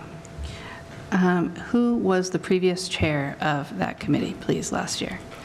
Melanie, can you speak to the, I understand that it's probably vast, but if you can briefly explain what we're missing? Yes. Would you like a minute and we can? I would like a Shannon? minute because I had a list of the Okay. things we did not get to all of Mine's just a last point year, of among other information, so. things. Okay, let me, and I would then let me move to Shannon, and then we will come back to you for your I will answer. discuss. So my point of information was just, you said that we can't have a management subcommittee if we have too many subcommittees. Will having this extra one put us over that threshold? It depends on how many we amend. No, I'm kidding. Okay. I don't know what the count is It's right now. Hold on one second. Yeah, 1, 2, 3, 4, 5, 6. It would create a sixth subcommittee, which I believe keeps us within the limit, right? We're under 8. If the vice chair is not the chair of a subcommittee, then it would put us at 8, and that would be too many. Okay. Does that answer your question? Yes. Okay. Did you have something on that, Matt? Because Linda was next, and then you. No, I just have a question. Okay. Linda, then Matt. So I just wanted, actually, my point was about the numbers. Okay. I'm good. All right. Matt? So I think Member Kaminsky asked a similar question, but my question is, in this profile of diversity, equity, anti-racism, it has 2 duties, and I'll start with the second one first. It says, the subcommittee then recommends relevant changes of policies to the full committee for approval. That seems to be in contradiction to the policy subcommittee. The first duty says the focus of the subcommittee is to review district policies. That also seems to be in direct contradiction of another subcommittee. So that would leave essentially 2 duties under this: the bullying prevention plan and the related district protocols and practices and relevant data through the lens of equity and inclusivity for students. that contradicts our role as school committee members. As a school committee member, we are supposed to represent students first and foremost. So everything here in duties seems to be contradictory to another subcommittee or the role of the school committee. So I cannot support this based upon what's in here from a duty perspective. If there's different duties or something that doesn't contradict what we've already voted on, I would be perhaps in support of this, but help me understand where these are not already covered. Laura, then Shannon, and then Back to me. we'll come back to Malaya for her answer. I'll try to answer this. Laura? Okay, so I do not support having diversity, equity, anti-racism as a subcommittee for the reason that, again, like education, we are all stewards of this district, and we need to be advocating for all of our students, and everything that we should be doing should be through the lens of equity. At the time that I believe this subcommittee was installed or created, whatever you want to say, voted on, I think it became completely apparent to us that there was a huge need in our district. And I'm not saying that that need has been fully addressed. When we hear about our special education program and parents coming, we hear that this is not being addressed fully. We've got a lot of work to do. But I think that that is the work of all of us, not a subcommittee. And so I would love to have those conversations here in a full body manner so that we can, in full transparency for the population, for the public, and for our communities, we can, they can bear witness to our work. Okay, thank you. I have Shannon, then Malaya with the answer, and Brett, and then I'd like to move to a vote, please. So I just want to touch on a point that was mentioned about other subcommittees recommending policy, because my understanding is that that's a lot of work that a lot of policies, or a lot of subcommittees are going to do, is reviewing their specific policies, like facilities and security will be reviewing policies and making recommendations. Does everything now need to go through this policy subcommittee, or are we suggesting that no subcommittees can have overlap with policy changes? Scott, would you like to explain? So ultimately, it would be up to the full committee to refer a policy to the subcommittee that they see fit. And my expectation would be that almost all policies do go to the policies subcommittee. Okay. Part of the policy subcommittee's charge is to work with other subcommittees if they need information about specific policies. Okay. But there's another policy that we're going to vote later on, policies and how they're developed, and the committee has to refer to a specific committee who they want to review the policy. Okay. So usually it would be the policy subcommittee, but that's not required by. But what about the other way around? So like a subcommittee seeing a problem with it, Yeah. so it's, yeah. So this is very unclear now. Okay. We don't have any policies around this, which is why we wrote a policy on how we develop policies. And the intent would be that a subcommittee chair would have to bring a motion to the full committee to start reviewing a policy. That's what's in the policy that we're going to talk about later. Okay. It'll be up to the committee to decide if that's what they want to do. Okay. But that was the intent of the subcommittee that wrote these policies. Okay. And furthermore, the intention to bring more transparency to the public and offer more opportunity for them to have input. Okay. Okay, Malaya, your explanation to George through the chair. About what we do besides policy, that was the... Not necessarily what you do besides policy, but there was mention of Things we didn't get. things that you haven't gotten to that you would like to do moving forward. Yes. I didn't have the document I was looking for easily, so I apologize. But, so we had at the beginning of last year quite a long list that we had discussed with administration and things that need to be carried over. In November, as you all know, we had gotten through 2 of those items, some of which were policies that we had to do, like harassment and bullying. We had a a list of other things that we were hoping to touch on, which honestly was longer than we'd get through in the year. A big piece of what we wanted to do was public outreach to find out what was really going on in our schools, because when the committee started, we did have a lot of discussion from other members of the public would come and talk with us about, and that some of them would come to the full committee, but some of the topics that they discuss are things that they don't necessarily want to discuss on camera to the whole world immediately, but they would like us to know what's going on. And then we would be able to bring that to the full committee. I know we had a couple of requests to have families with different types of experiences that would fall under diversity.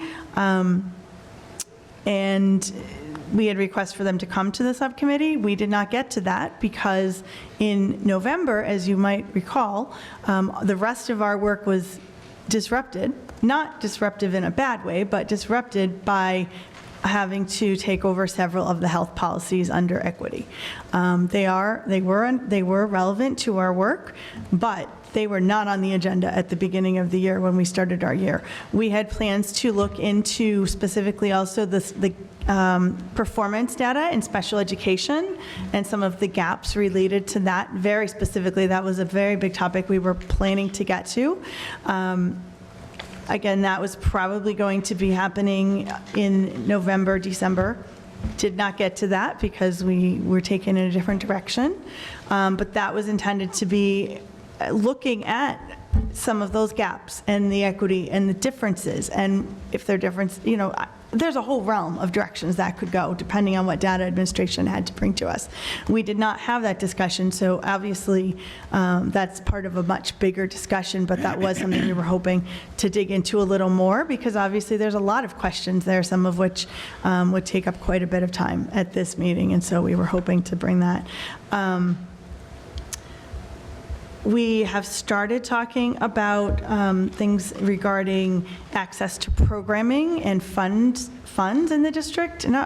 That's not really the right way to explain it, but the fact that there are a lot of students in our district that have difficulty accessing programs because they're not able to pay for them. In the past, some of that was captured by free and reduced lunch. It is not so much anymore, and so we started a discussion, and we did start to get back to it at the end of the year, about what some of those opportunities are, ways that administration is looking into those, and ways that we could hopefully possibly start to capture those and address them, because there are students in our district who don't even try out for teams or activities because they just think they can't afford it. That is a huge equity issue. These are off the top of my head. We had a list of 5 or 6 things. I am very happy to send it off to you all. I think that's a reasonable sampling. It's also, if anyone really wants to know, it's in the minutes of our very first meeting in September. And at the last meeting, which we obviously don't have approved minutes for yet, we did also have a recap of that, which is in my other binder at home. So, okay. I'm happy to answer specific questions, though, if you want to know if we've gotten to certain things or we're going to talk about them. I can say that while we did focus on policy, some of them are things that we were required to do by law, but to hear that the main focus of diversity and equity subcommittee is policy, I think is a misnomer, because last year it became policy, but that wasn't where we started. We started with a lot of other things on our agenda, some of which might lead to policies or revising policies, but we didn't get to have those discussions to find out. It is certainly not simply a policy subcommittee. Thank you.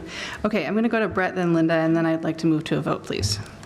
The biggest charge when I started with the school committee was for the diversity, because I was on it my first year, was to generate a more inclusive school calendar.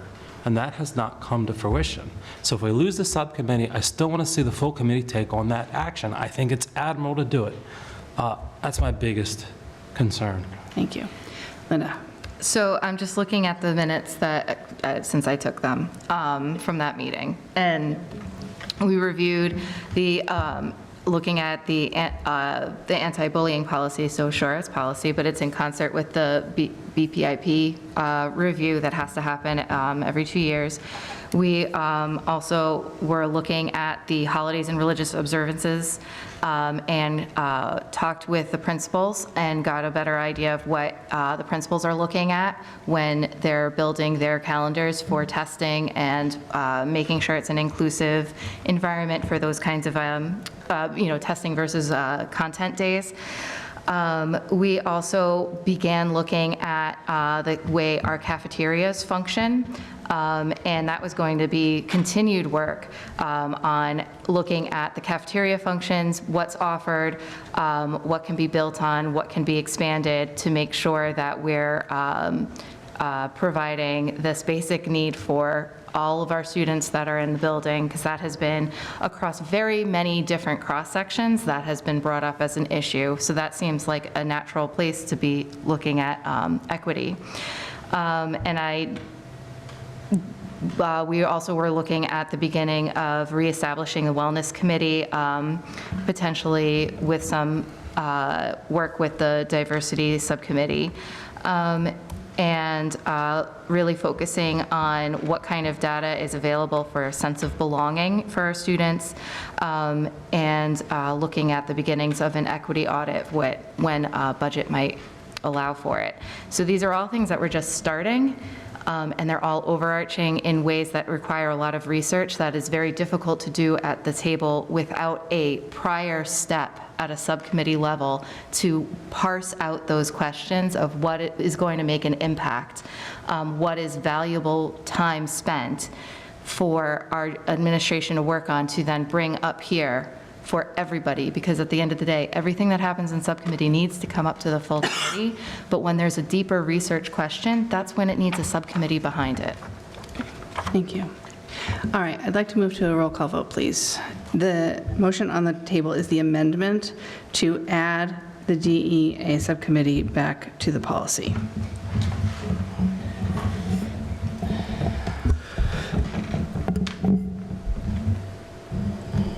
Member Winters? No.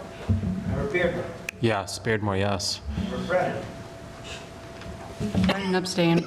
Member Kaminsky? Kaminsky, no. Member Woodland? Woodland, yes. Member Dubois? Dubois, no. Member Sam Garrett? Sam Garrett, no. Member Lavoy? Lavoy, no. Member Kirschenbaum? Kirschenbaum, no. Member Gustafson? Gustafson, yes. Member Ottmeyer? Or no. Member Wallace? Wallace, yes. Member Runstrom? Runstrom, no.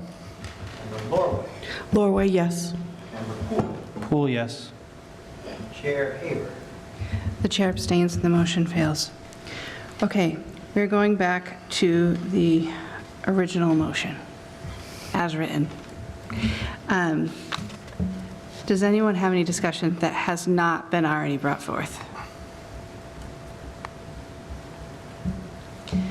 Okay. Seeing none, we're going to vote on the full motion. Brett, did you have a question? Just clarify what the full motion was.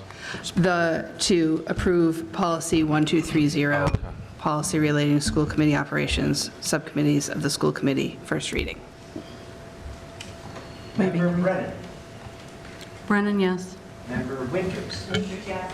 Member Wallace? Wallace, yes. Member Lorway? Lorway, no. Member Lavoy? Lavoy, yes. Member Gustafson? Gustafson, no. Member Poole? Poole, yes. Member Runstrom? Runstrom, yes. Member Kirschenbaum? Kirschenbaum, yes. Member Woodland? Woodland, no. Member Ottmeyer? Ottmeyer, yes. Member Beardmore? Beardmore, yes. Member Kaminsky? Kaminsky, no. Member Sam Garrett? Sam Garrett, yes. Member Dubois? Dubois, yes. Chair Haber? Chair abstains and the motion passes. Okay. Next, I would accept a motion to amend policy 3900, policy related to education, program evaluation, first reading, waiving the reading. So moved. Second. Moved by Scott and seconded by George. Would someone from the past education subcommittee like to elaborate on this motion? Jamie? The program evaluation. Correct. Just a few minor tweaks I mean, I don't know if you want me to actually read what the changes are. Nope, we waived the reading, so, So that's pretty much it. I mean, it hasn't changed drastically, just some kind of grammatical things. Scott and then George? Yep, so I support this change. I talked to Linda Longbelio, the previous chair of the subcommittee, and like the member just said, there aren't major changes, but the biggest one is that adding of that last sentence that's highlighted if you see the policy.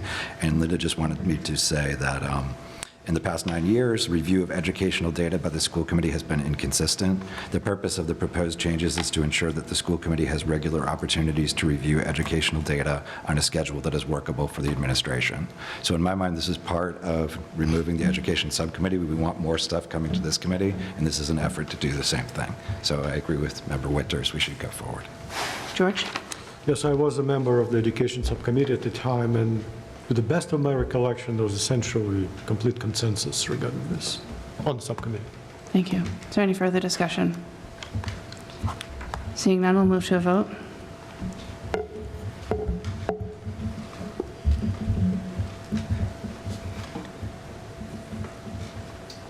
Member Poole. Poole, yes. Member Wallace. Wallace, yes. Member Woodland. Woodland, yes. Member LaVoy. LaVoy, yes. Member Winters. Member Sam Garrett. Sam and Garrett, yes. Member Brennan. Brennan, yes. Kirschenbaum. Kirschenbaum, yes. Member Lorway. Lorway, yes. Beard. Beardmore, yes. Member Dubois. Dubois, yes. Member Gustafson. Gustafson, yes. Vice Chair Runstrom. Runstrom, yes. Member Kaminsky. Minsky, yes. Member Otmeyer. Otmar, yes. Chair Hill. Chair abstains and the motion passes. Thank you. Next, I would accept a motion to affirm Policy 3360, Policy Related to Education, Independent Learning, first reading, waiving the reading. So moved. Second. Moved by Scott and seconded by Jamie. I'd just like to mention, or to remind everyone that we voted, I believe a year or two ago, about that we had the ability to affirm a policy, simply to say that it had been reviewed and it was going to be kept as is. Therefore, changing the date, recognizing that there were no changes needed. Is there any discussion? Seeing none, we can go to a vote. Member Wallace. Wallace, yes. Member Dubois. Dubois, yes. Member Poole. Poole, yes. Member Sam Garrett. Sam and Garrett, yes. Member LaVoy. Yes. Member Beardmore. Beardmore, yes. Member Lorway. She left. Member Brennan. Brennan, yes. Member Woodland. Woodland, yes. Member Kirschenbaum. Kirschenbaum, yes. Member Winters. Winters, yes. Member Kaminsky. Minsky, yes. Member Otmeyer. Otmar, yes. Member Runstrom. Runstrom, yes. Member Gustafson. Gustafson, yes. Chair Hill. Chair abstains and the motion passes. Next, I would accept a motion to amend Policy 1340, Policy Related to School Committee Operations, School District Council, first reading, waiving the reading. So moved. Second. Moved by Lauren and seconded by Scott. Lauren, as the previous chair of legal, would you like to explain? This is a policy that we had previously struck more language from, but when we had lots of discussion at this table at one point about this policy, we brought it back to the subcommittee, and we really took into account everybody's concerns. So we left the gender-neutral language changes, and then we did strike what we thought was some more kind of general language, and added this language about providing a monthly report on all legal expenditures, and then next year on a quarterly basis, reviewing the legal line item budget, and if it goes over, then we get a detailed report of why it went over. We just feel it's a more specific way of us really getting decent information. Is there any discussion? Seeing none, we'll move to a vote. Member Brennan. Brennan, yes. Member Kirschenbaum. Kirschenbaum, yes. Member Otmeyer. Otmar, yes. Member Lorway. Member Sam Garrett. Sam and Garrett, yes. Member Winters. Winters, yes. Member Gustafson. Gustafson, yes. Member Wallace. Wallace, yes. Member LaVoy. LaVoy, yes. Member Woodland. Woodland, yes. Member Dubois. Dubois, yes. Member Kaminsky. Kaminsky, no. Member Runstrom. Runstrom, yes. Member Beardmore. Beardmore, yes. Member Poole. Poole, yes. Chair Haber. Chair abstains, the motion passes. Next, I would accept a motion to amend Policy 6619, policy related to pupil services, life-threatening allergies, first reading, waiving the reading. So moved. Second. Moved by Malaya and seconded by Linda. Would, That would be me. I was going to say, Malaya or Amy like to explain any changes that have happened since it was last brought to the table? I am happy to let Amy discuss as well, but I would like to certainly discuss on behalf of what happened in the subcommittee meeting. So I don't know if the committee wishes to hear from Amy as well. I think most of the administration perspective is embedded in the document that was within the superintendent's report, unless she has something to add imminently. No, okay. All right, so bear with me just a second. There's a lot of things here. I will not walk through every item, but I will address several of the major items that have been changed. So as hopefully everyone has had a chance to read what was in the superintendent's packet, but I did want to touch on a couple of things. This policy came to us, to the diversity subcommittee it came to the full school committee first in October. Excuse me, Malaya, just for brevity. Yes, I won't go through everything. I have a plan. I'm not going through every meeting, don't worry. Okay, you just started with when it started. So. No, I'm sorry. I'm not going to go through everything. I have I'll have a guideline. I have a plan. So it came to the full school committee in November. It then was brought to our subcommittee's attention that evening. I had an email that it was referred to us, and we had our first meeting about this committee, or about this policy, December 6th, where we talked about the plan for discussing it. We outlined our plan to have a hearing, and some of the key points that we had heard, some of the other pieces of information we were hoping to consider. Through this process, we held 9 meetings, although one of them it wasn't discussed because it was pending legal opinion.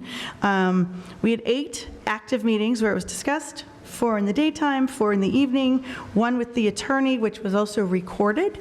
All of them were public meetings. All of them were open to the public. We did have some parents join us. We had 3 parents come to the actual hearing that we set up just for this purpose. We also invited people to submit feedback via email, text, any other means they hoped to come to us with. We did have some parents, as some of you might have heard, come to public comment.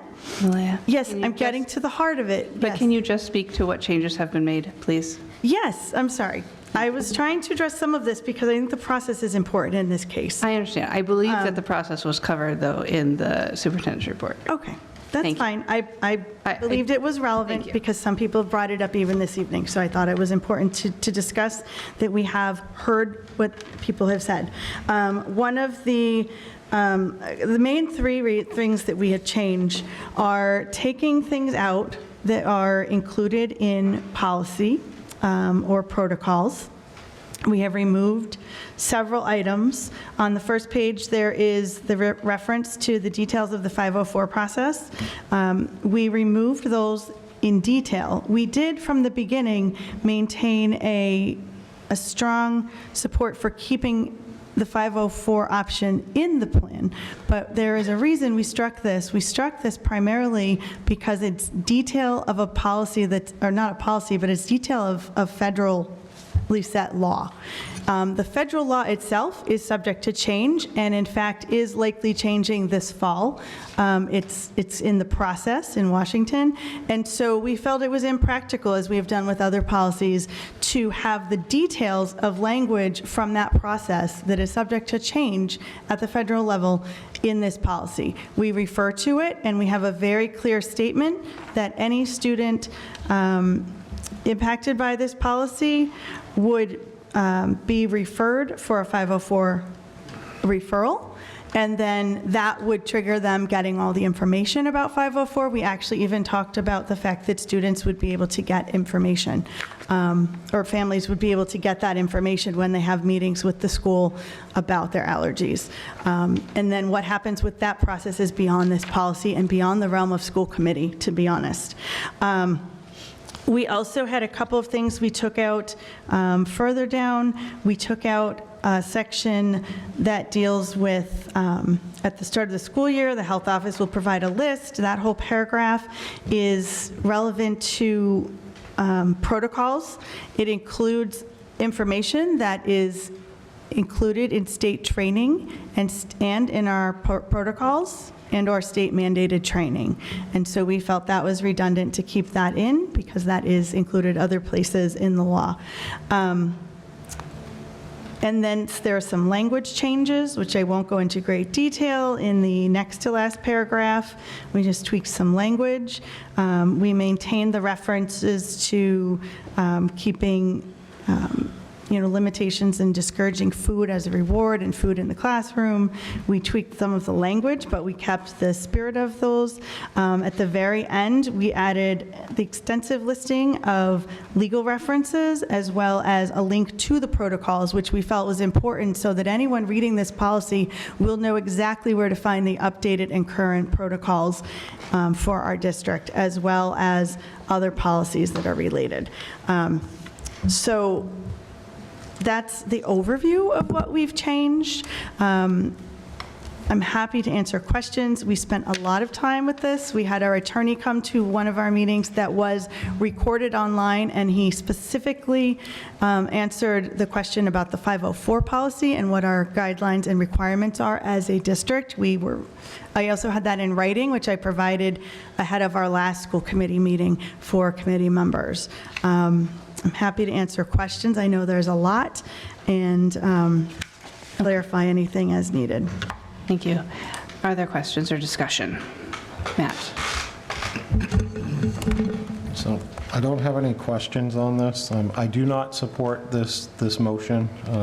I do want to remind the public and the body that this was originally presented as a motion to delete this policy, and that's when it was referred to a subcommittee.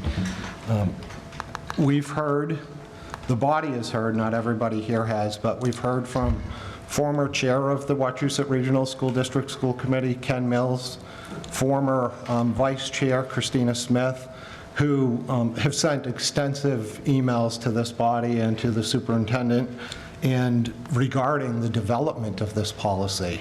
What I've heard tonight is we remove this, we remove that, we remove this, we remove that. I've heard from multiple constituents, we all have. We had one of our most packed meetings last year of people here directly opposed to this policy, and they expressed a ton of concern. None of those concerns have been added back into the policy. The policy was taken with a scalpel. We had a district attorney who protects the district come in and say, yes, this looks good on the eyes of the district, but what this does not do is protect our students. And I'll share you with one comment that a student made to me. And the student said, the school district has a responsibility to keep me safe. And this policy keeps me safe. It's life-threatening allergies. Think about that for a minute. A student came up and said, this keeps me safe. It's a district's responsibility to keep me safe in an education environment. Is there any further discussion? George?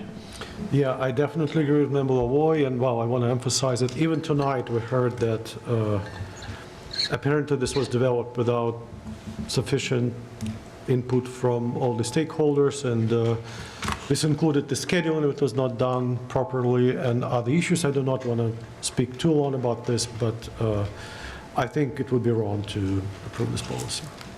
Laura? I just would amend the motion to refer this back to policy subcommittee. Seconded. Okay, so the motion has been made by Laura, seconded by Matt, and the motion on the table is to send this policy to this policy subcommittee. Point of order? Yes? I don't believe we have a policy subcommittee yet, not until the second reading of the policy that establishes their subcommittees. That is accurate. Okay, so Would you I like can- to I can change- reword that to reword your motion? the appropriate subcommittee. We don't have the subcommittee that, potentially, we don't have the subcommittee that it came from either. There are no seated subcommittees at the Right, moment. so I say, send it back to subcommittee. Could we, Okay. George, you have could a we point to formulate that? it? Oh, may, could we say, send it to the policy subcommittee once the subcommittee is formed? So I think, I don't think we can. Oh, we can. But yeah, that's your ruling, I guess, not mine. We could table it to a time, to the next meeting, right? Yes. So are you removing your amendment? I'm removing that, that amendment, but I would offer that we table to the next school Time committee definite Yeah, time of the next meeting, Yeah. June 10th? Is that when we're going to have the second reading of the other? Yes. Yes. Is there a second? Okay. Can we move to a vote? This one. So the motion currently is to table this until June 10th. Here.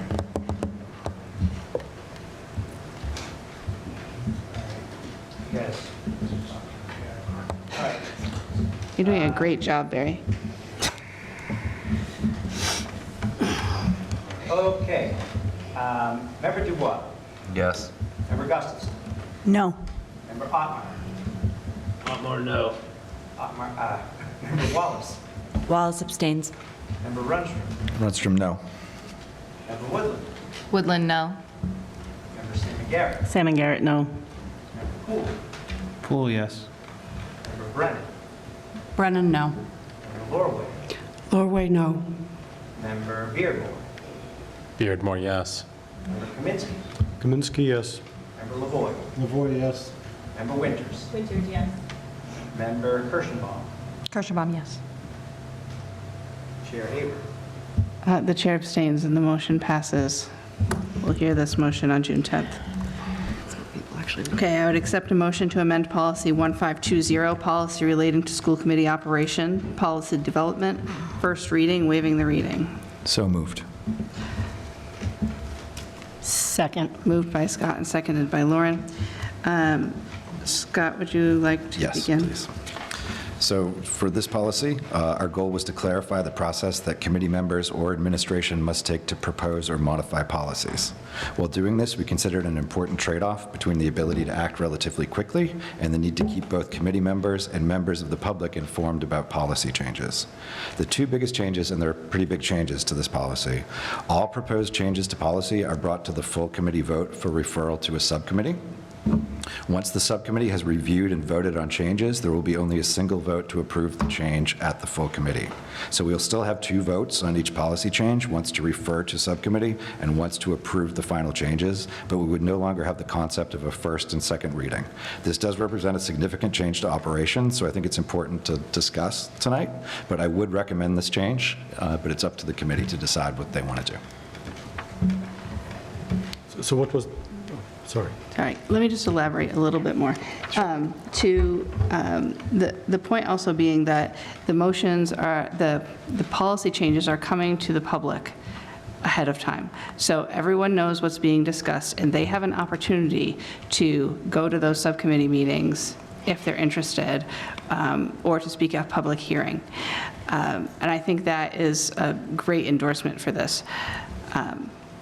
Okay, so George, and then Matt, and then Linda. So does it mean that the policy change or creation has to be initiated at the full committee, or it can be initiated at the subcommittee and then come to the full committee and then back to the subcommittee? Scott? So any member of the school committee, including a subcommittee chair or any member of administration, can make a motion to refer something to a subcommittee, but that motion has to happen first. So if the chair of the policy subcommittee would probably say at some point in the year, we're going to work on these policies, and there'd be discussion about those policies at the full committee and whether to refer them. So anyone can say we should work on a policy, but it needs to come to full committee first before subcommittee. So, may I ask for clarification? Yes. So there's going to be, well, presumably, this subcommittee on policies. So this means this subcommittee cannot work on anything until ordered by the full committee. Am I correct? That's correct. But I think the procedure is fairly straightforward. There's just a list of policies. We're going to work on these 5 policies over the next month or 2. We refer them to the subcommittee. Subcommittee approves them, and they come back for discussion. But yes, you are correct. Okay, I think I had Matt, then Linda, then Jana. This only covers changes to current policies, correct? What? The top part. Adoption of new policy. What would be, you mean as opposed to adopting new policies? Developing a new policy is not covered under this, correct? It is. It is. It's I believe it is, Yeah. yes. Yeah, so you just, again, there'd be a motion to develop the policy. So a development of a policy would have to go through a subcommittee? Yes. That's the way the policy is currently worded. So one of my concerns with this, and I get the one vote, but big part of developing policy is often having a public hearing, soliciting feedback. That would be a concern that I have, because if the public hearing's done in a subcommittee, not everybody at the full committee is hearing that. We're hearing a diluted version of what was discussed. Subcommittees are not broadcast. They're very rarely recorded. Minutes are sporadically taken by different individuals. Those are all concerns that I have when I think of development of policy. So there would be, the full committee could decide to have a hearing before referring something to the policy subcommittee? That's entirely possible. The policy subcommittee would also, I imagine, have public hearings on policies. My recommendation would be if this were the case, that we do have a policy that allows our public to participate in any item that is on an agenda, that if that is the case, we put specifically under a policy public comment, and that public comment is part of the agenda item, because if we're pushing it to public comment, we can't respond to that. And there's a reason why there were 2 readings, and it's to give our stakeholders ample opportunity to participate in government. So by nature, I can't support this without, to another member's point, there's not enough specifics in this to support a policy. It's very loosely defined. Doesn't get into public comment and other elements. Okay, I would just say that we don't have any policies that talk about that now. You know, there's nothing that says we need to have a public comment before adopting a policy. And the other thing that I'll say is when we did research about what other school committees do in terms of policy development, there were basically 2 things that committees did. A lot of school committees don't have subcommittees, and they tend to have 2 readings at the main table. Correct. Or for committees that have subcommittees, they tend to have referred to the subcommittee, come back to the full committee for a full reading. We were talking about having 2 readings after something comes back from the subcommittee, which I'm not opposed to. However, you know, that just adds extra time to the development of a policy. So, you know, that's what we were trying to weigh.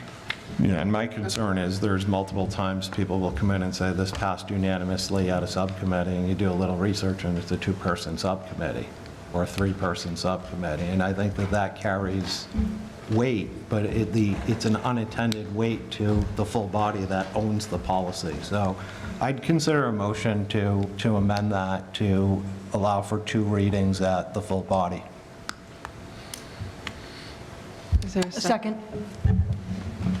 Okay, it's moved by Matt and seconded And by... I'd like to just talk to it for a minute. It's not, I get the interest in that could extend time, but I would rather get it right than get it wrong.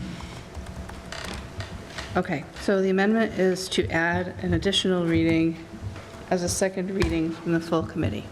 So, point clarification, so would it require the second reading, or just allow for a second reading? Requires it. Require a second reading. Laura? Just for a point of clarification, is in that first reading, that would be still where amendments could be made, but the second reading is an up or down. That's the way we do it now, correct? So I think that I'm not sure if it's in here clearly enough, That's the intent. So But I think that's the intent. Point of order, I don't believe that this is a valid amend motion because you have to say where you're putting it, and you haven't put a specific line of where that's at. Okay, okay, hold on. Matt, do you have a copy of it in front of you? I do not. Policy. I do not have a printed copy. Do you have a copy of it? I do. Can you share that with Matt and just show him, and he can point out to you where it is, so I can... Point of order, I would prefer if the chair makes a point of order on what's allowed as a motion as opposed to another member of the body. Please, Linda, my decision is that the motion would be, the amendment would be clarified by you showing Scott where you mean in the thing.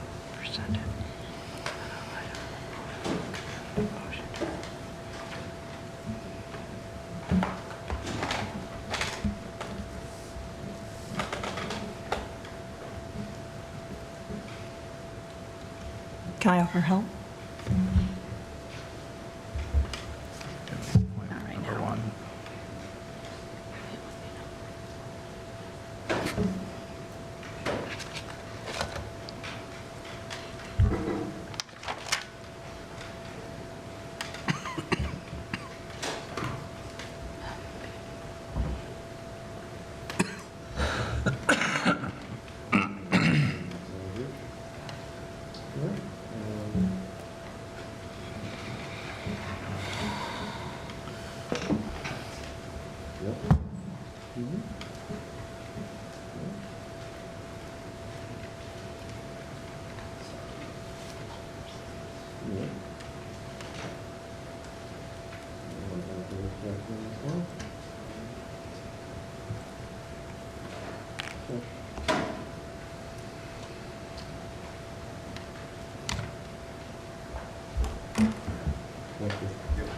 Thank you.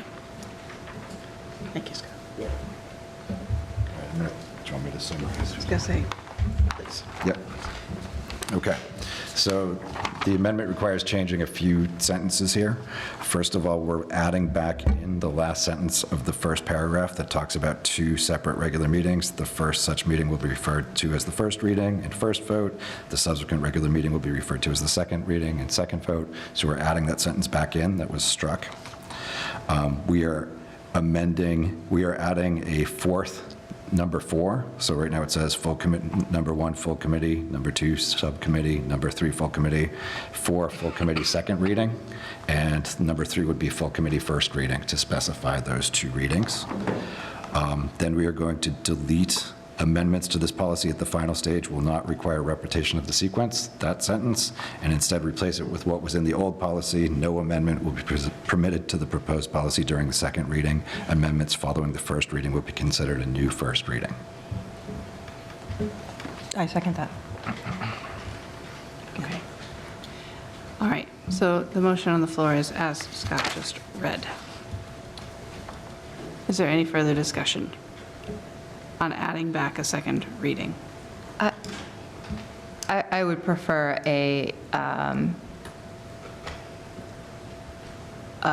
some mechanism to dispense with the second reading under circumstances, but I don't have a specific amendment to the amendment, so I'm going to hold it. One moment. Yep. Do you have one? Yep, no, it's actually covered. So we left in the sentence that the school committee may dispense with the above Okay. events to meet emergency conditions. Then I think that's appropriate. That works then.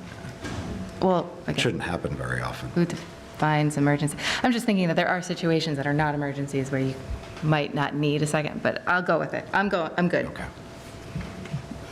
So with this, we would have, it would be a 4-month process. Or meeting Why twice a 4 month. month?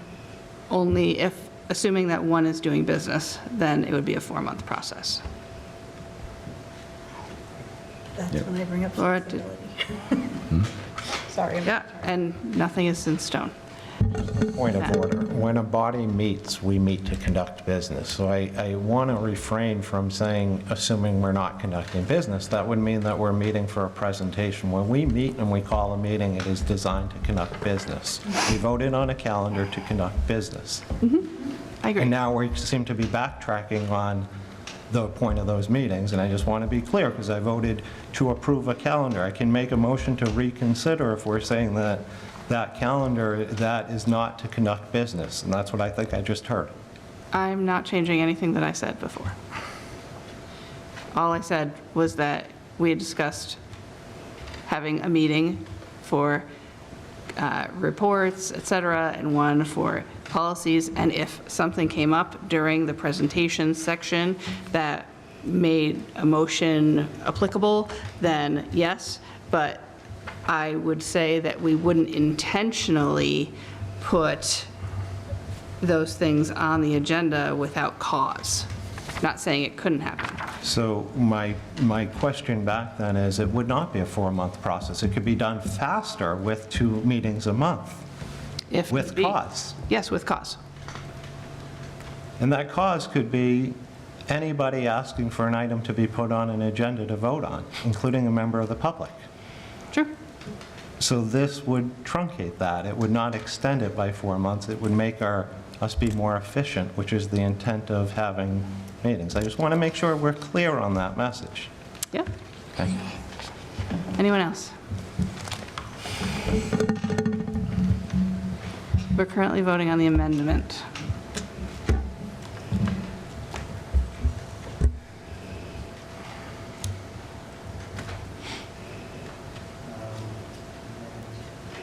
We're not voting on... The amendment to add the second reading, the shortened version of the amendment.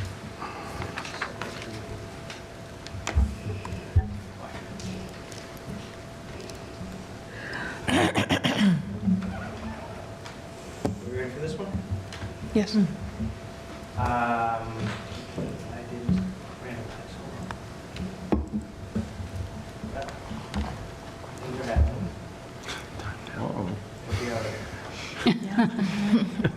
Locked in. Okay. Member Woodland. Woodland, yes. Member Poole. Poole, yes. Member Wallace. Wallace, yes. Member Kaminsky. Kaminsky, yes. Member Otto. Otmar, yes. Member Beardmore. Beardmore, yes. Member Winters. Winters, yes. Member Brennan. Brennan, yes. Member Lavoy. Lavoy, yes. Member Gustus. Gustafson, yes. Member Salmon Garrett. Salmon Garrett, yes. Member Lorway. Lorway, yes. Dubois. Well, yes. Chair Runstrom. Runstrom abstain. Member Kirschenbaum. Kirschbaum, yes. Chair Hill. The chair abstains, and the motion passes. Okay, we are moving back to the full motion as amended. Is there any further discussion? Shannon, and then Malaya. So I just want to clarify from my question earlier. So this says referring to subcommittee. Are we specifically talking about the policy subcommittee or individual subcommittees? As of right now, there is no policy subcommittee, so I cannot tell you. Okay. Should we clarify that? So Well, it will either be the policy subcommittee, or it will be as we exist currently. Those would be your options. I don't think that we can clarify that without having voted on the other policy. Scott, do you want to speak to Yeah, that? so just my opinion here, because it's up to them, but Sure. when we wrote it, I specifically did not specify a subcommittee name in the policy. And as I said before, most policies I expect would go to the policy subcommittee, but it will be up to the motion on the floor which subcommittee it gets referred to. Okay. Thank you. Anyone else? Oh, sorry, Malaya. I just had a clarification. I know you said there'd be a list on a full school committee agenda. So now, policies come to us in a number of ways. Sometimes they come out of discussion. Sometimes they come out of discussion in subcommittees where you're looking at something and you're like, well, we need a policy to address this, or we need to clarify this. And so does that mean that a subcommittee can't even have that discussion of, well, we might need a policy on this if we haven't sent you an email and said we might need a policy on this? Can we, like, I feel like that needs to be sorted out, because that does happen a lot. And sometimes there is some of that initial research or questions. It comes out of questions that come up in discussions in subcommittee. So how would that get to the full committee So under this? So under this policy, if you have that discussion in subcommittee, say facilities wants to make a motion to have a policy, then the facilities chair would inform the committee asking for a policy, and then the full committee gets to decide if that policy is in order. Not only does it make it transparent to the public and puts it on our agenda that more people read, but additionally, it lets them speak to it, and it lets the full committee decide if it's work that we want to move forward with or not. I'd rather see it happen that way than have it happen in subcommittee where a policy doesn't get reviewed because somebody decides not to review it. Linda? So that's part of what I was going to say is that, one of the first things that I've done as facilities chair in the first meeting, I attempt, it doesn't always work because of other things, but to set a policy docket for the year. So I would envision that subcommittees would still discuss that kind of thing, but rather than scheduling it for themselves, it would then go to the full committee, and then the committee discusses on where it belongs, if it should go back to that specialized subcommittee, or if it should go to the general policy subcommittee, if it exists, and so on. So I think that it's a very good step in the right direction, that we can create this plan, and then we can make sure that the policies that we're choosing to work on in a given year align with the district goals, the strategic plan, the superintendent goals. Like, it can all be much more aligned rather than whack-a-mole, which has been the past practice for I don't even know how long. And then I think that this is a really good step in the right direction, and that I don't think it precludes any of the traditional subcommittees from organizing what they see as their primary work ahead and advocating for that at the full table and making sure everybody's aware. Because I can't tell you how many times I thought that it's been clear that we're working on X, Y, or Z, and then 6 months later, one of the members at the full table says, we really should work on X, Y, or Z, and we have been. It's very frustrating when people don't pay attention. So I'm hoping that this helps people pay attention. Okay, Jana, and then I think we should close discussion. Here to reiterate everything that Sherry and Linda said, and I appreciate the idea of this and finding space for policies to be worked on, because sometimes, like, for example, in business and finance this year, there was so much been going on in business and finance, and that there has not been time in meetings to tackle agenda policies, even though they're on the agendas. And so I feel like this is a way to ensure that policies are getting taken care of if certain subcommittees are overburdened and are not getting through the policies as fast as they need to be. So, thank you. Carl, did you have a comment? Just real quick, I think even, as has kind of been alluded to, this potentially would even be helpful to the scenario that Malaya had mentioned in regards to a subcommittee identifies something that the subcommittee thinks they should be working on.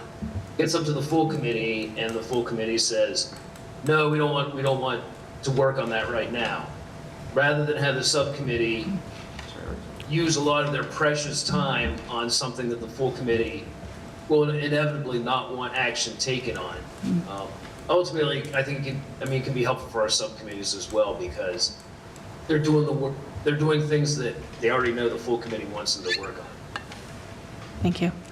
All right, I think we should move to a vote.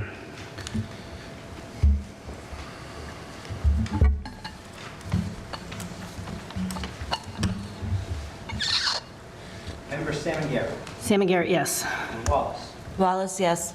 Member Woodland. Woodland, yes. Winters. Winter, yes. Member Kaminsky. Kaminsky abstain. Member Beardmore. Beardmore, yes. Member Lavoy. Lavoy, yes. Member Kirschenbaum, yes. Member Brennan.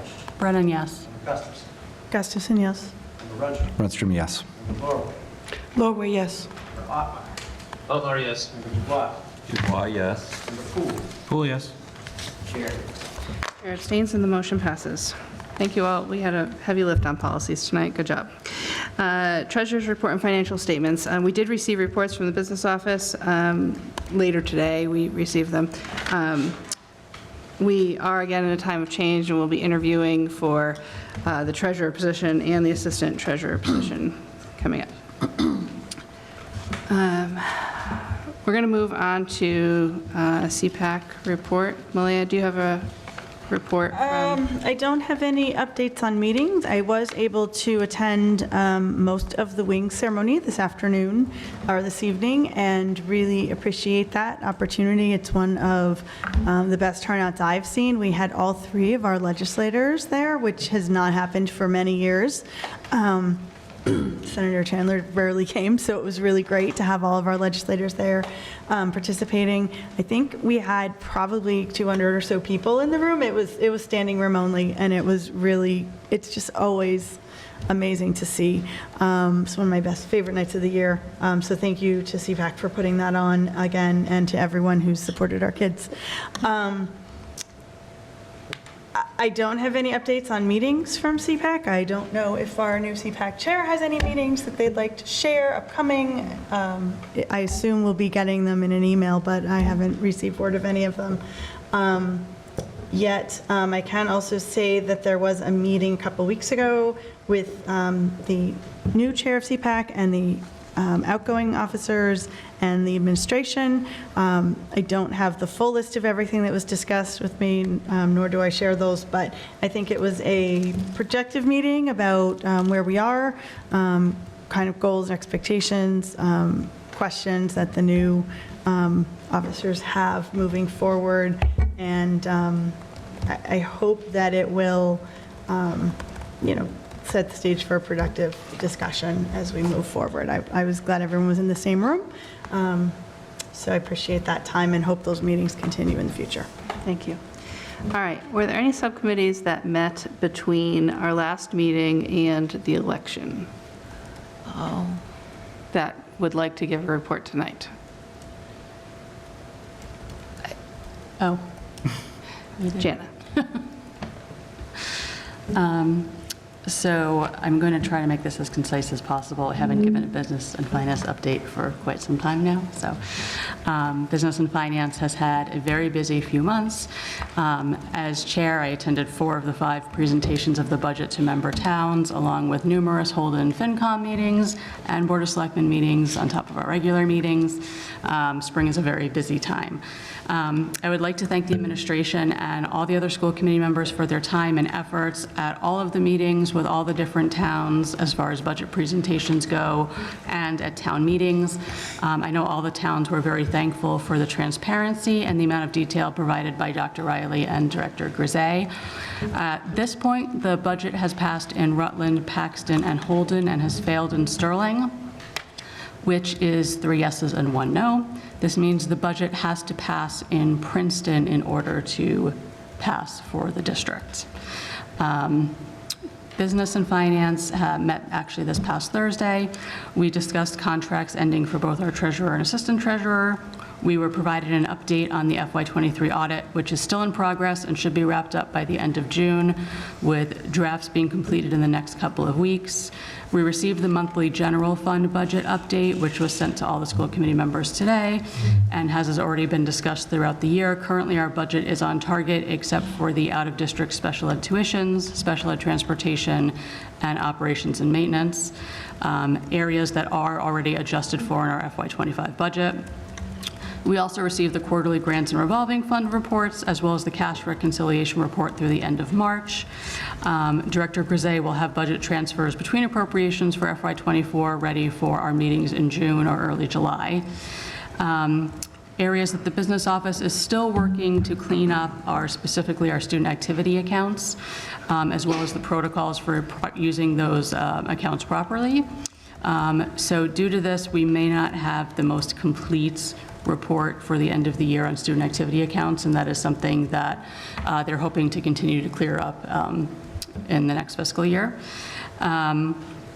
We also discussed the current state of the budget at the state, and as it stands now, they have not changed the inflation rate, but they have amended the amount per pupil from $30 to $103, which would bring in some money, but not as much as we would like.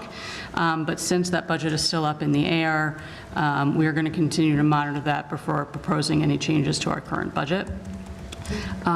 There has also been discussion of students' sports fees, which Director Grisey is continuing to look into as far as if they are covering the cost of our sports, as currently those line items are over by a lot. Our next meeting is scheduled for this Thursday, which is mostly executive session in order to interview a candidate for treasurer. Thank you. All right, Can I ask a question about that? How is the district preparing for a potential Plan B? If Princeton votes down the budget, we'll have to go to 112?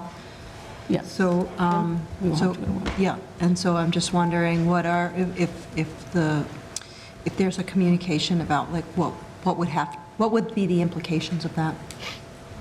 So we'd have to inform DESE. They typically actually ask to be notified end of May, but because of our rescheduling of the town meeting, I think they know where we stand right now.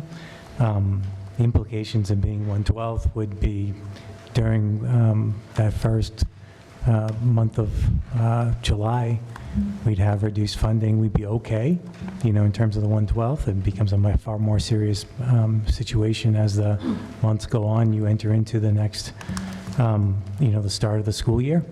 Our recommendation in terms of if the budget is not approved and it comes back to school committee, I think Director Grisey and I have been pretty consistent in our conversations. Our recommendation would be that additional Chapter 70 money, if it becomes available in the past state budget, whatever iteration that is, be put towards reducing town assessments. And Director Grisey did participate in Mara's program with DESE explaining 1/12 in the process if need be. Thank you. All right, with no other, I don't believe there should be any other subcommittee reports, correct? I can give a really quick one we met on May 1st, so it was in between. And we just heard the usual building updates and went over the CIP process for the future. Okay, thank you. Okay, ad hoc subcommittee to improve subcommittee operations had a motion. Would you like to? Yes. I move to disband the ad hoc subcommittee to improve subcommittee operations. So moved. The reason for this motion is the only purpose of that subcommittee was the 2 policies that were put forth tonight, so that subcommittee has no further business. Any discussion? Seeing none, we can move to a vote. Just a quick question. Have all your minutes been approved in those subcommittee meetings?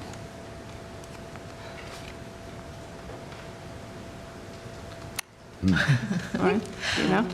Can I have a follow-up question? What happens if the second readings don't pass of the 2 policies? It could come to the full committee. Come back to the full committee. You're fine with not having an ad hoc for them to go back to? All right. Yes. I think I believe we do have minutes, but I don't, I wouldn't guarantee it, yes. It would be in our minutes I have a from last clarification on that, but I'll come back. So, I think we need to answer that question. Okay. Because we also need to answer it for the 2 subcommittees that we voted to get rid Right. of earlier, some of which probably have subcommittee minutes floating around. So it's actually a good question, and I don't know the answer to. What? So any subcommittee is going to have a final meeting, so they can't have another meeting to approve the minutes for that. So I don't know how that works. Do you know, Matt? Yeah, that was the point of my question, because you would schedule a meeting to approve the minutes, but then you'd have to have a meeting. Yeah. Right. So I was just asking more of if there are some and we disband this, could we present them at the next full body to approve them, just to make sure that they're at record? And I think that's the appropriate procedure. Sure. Yeah, I don't see any reason why we couldn't bring draft minutes from any subcommittee that is disbanded to the full body. That was the basis for the question. Will people vote? Okay. All right, should we move to a vote? Member Kaminsky. Kaminsky, yes. Member Custis. Gustafson, yes. Kirschenbaum. Kirschbaum, yes. Member Winters. Member Rundstrom. Rundstrom, yes. Member Wallace. Wallace, yes. Woodland. Woodland, yes. Member Hoffman. Hoffman, yes. Member Lavoy. Lavoy, yes. Member Poole. Poole, yes. Member Lorway. Lorway, yes. Member Beardmore. Beardmore, yes. Member Brennan. Brennan, yes. Member Garrett. Sammy Garrett, yes. Member Dubois. Dubois, yes. And Chair. Chair abstains. Motion passes. Okay, moving to school council reports. Does anyone have anything pressing for school council reports that they would like to give tonight? Okay. Seeing none, we can move to our next meeting. Is there any new business? New business. George? So I'd like to make a motion, and once it's seconded, I'll speak to the motion. You can't make a motion in new business. You can add it to the next agenda. In this case, well, I was deceived by you telling me to move this to the new business because this was actually an issue that required, it's a fairly urgent thing that I was going to make a motion on during the discussion of the superintendent's report. But the motion was not in order because it was not in the superintendent's report. The matter was in the superintendent's report as presented on the website. I asked Dr. Riley, he said it was not in the superintendent's AP report. classes, I don't the have it in numbers were front of there. me. I have the superintendent's report. It's not in the superintendent's report. Okay. To the best of my knowledge, it's not in the superintendent's report. If you can show me that it is in the superintendent's report, in the actual report. Well, I wouldn't be able to open it actually now. Okay. So on the protest, I proceed, and I request the following to be voted on at the next meeting. Point of information, what is the "it" that we're looking for in the superintendent's report? I'm sorry, I didn't get that. It's okay. Earlier, Member Kaminsky wanted to have a motion in dealing with the French program, but that, I believe, was not addressed in the superintendent's report. Okay, so let me speak about the matter briefly, and I officially request that the motion would be on the next meeting. Okay? So I believe, once again, that it was terribly wrong for the high school and the district to cancel French 4, French 5, and French AP classes for our high school students. The reasons are as follows.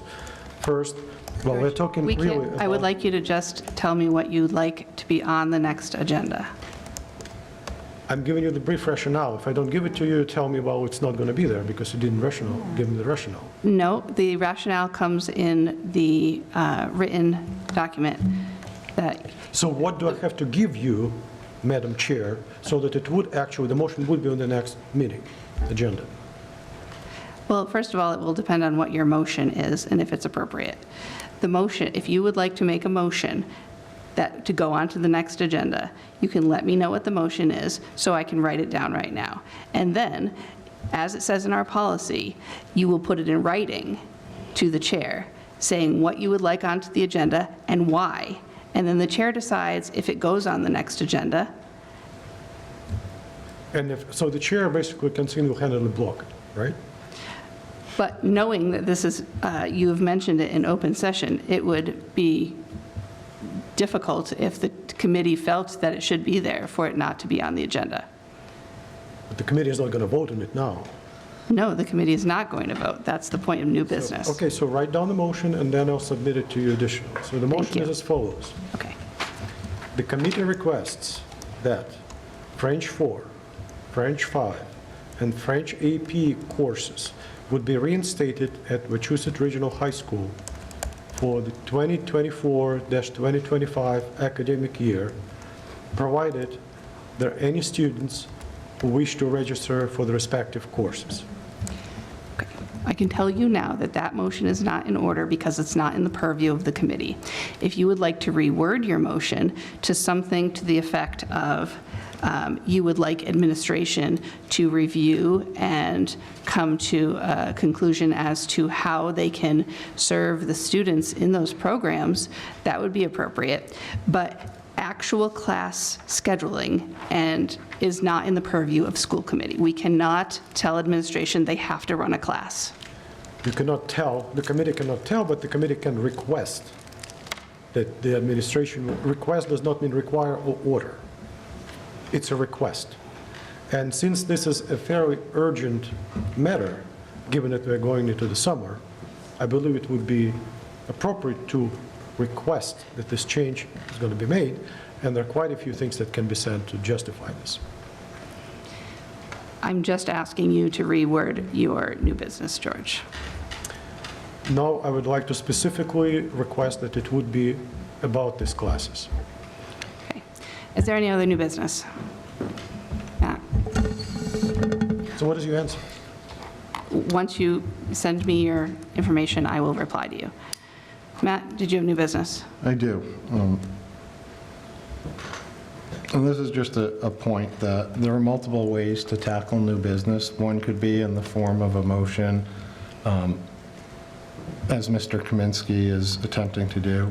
The other would be perhaps looking at current policies and bringing a motion as to where administration might not be in compliant with those. And that could be a different type of motion, and that would be something that could be raised on the floor. And I'm not sure if that's in the best interest of this committee to go down that avenue, but I would encourage, as chair, to think about how items get discussed as a body versus what is perceived to be silencing a member of a body. And Matt, I asked if you had new business. I do, and my point is, under new business, a member could make a motion to discuss this at the next meeting. That could be voted on by a body, and that would essentially put something on the body for the next meeting, and that's been done in this body before. It seemed like you started a debate with Mr. Kaminsky, and I'm just continuing that debate. Okay, but I asked if you had new business. So I hear what you're saying. I do. I hear what you're saying, and I had tried to explain another way to make it so it would be more suitable. I am happy to talk to Member Kaminsky future to try and make it so that it is something that is within the purview of the committee. I do think that it's important to hear. It's my understanding that Mr. Kaminsky also provided the rationale in writing in advance of this meeting, and I have not received rejected anything. to be on the... I have not received anything. Thank you, Matt. Laura, do you have new business? New business. One moment. You had someone before you. Laura. So in light of the information that's come to us about the French program, I would like the administration to provide us with some information about options for these students that is appropriate and meets the requirements of a, is the district looking at options? I would like to know some more information about how they plan to meet the needs of these students, and to be in compliance with our policies so that we are meeting all the needs of our students, including those not just the struggling learners, but those who are looking to accelerate and enrich their experience and meet the needs of their graduation requirements. So that's my topic, is how we're addressing the options for the French program. Thank you. Is that clear? Thank Is that you. clear enough? Yes. And I would just put that in writing. Yeah, I can do that. George, you had new business? Yes, since you did not like my fairly benign motion, then I would like to request that at the next meeting, the committee will discuss the non-compliance of the administration with policy 1030 that was expressed by canceling French 4, French 5, and French AP classes. Matt, did you have new business? I did. I would like a report from administration regarding the communication of the French program to students. So it's my understanding that students selected courses at the high school, and some of those students have selected French 4, and they have not even been informed that that's not being offered. They were informed through the rumor mill of the school committee. So I'd like to understand what the communication process has been at the high school, from requesting classes to telling students that we're making a change to where we are today.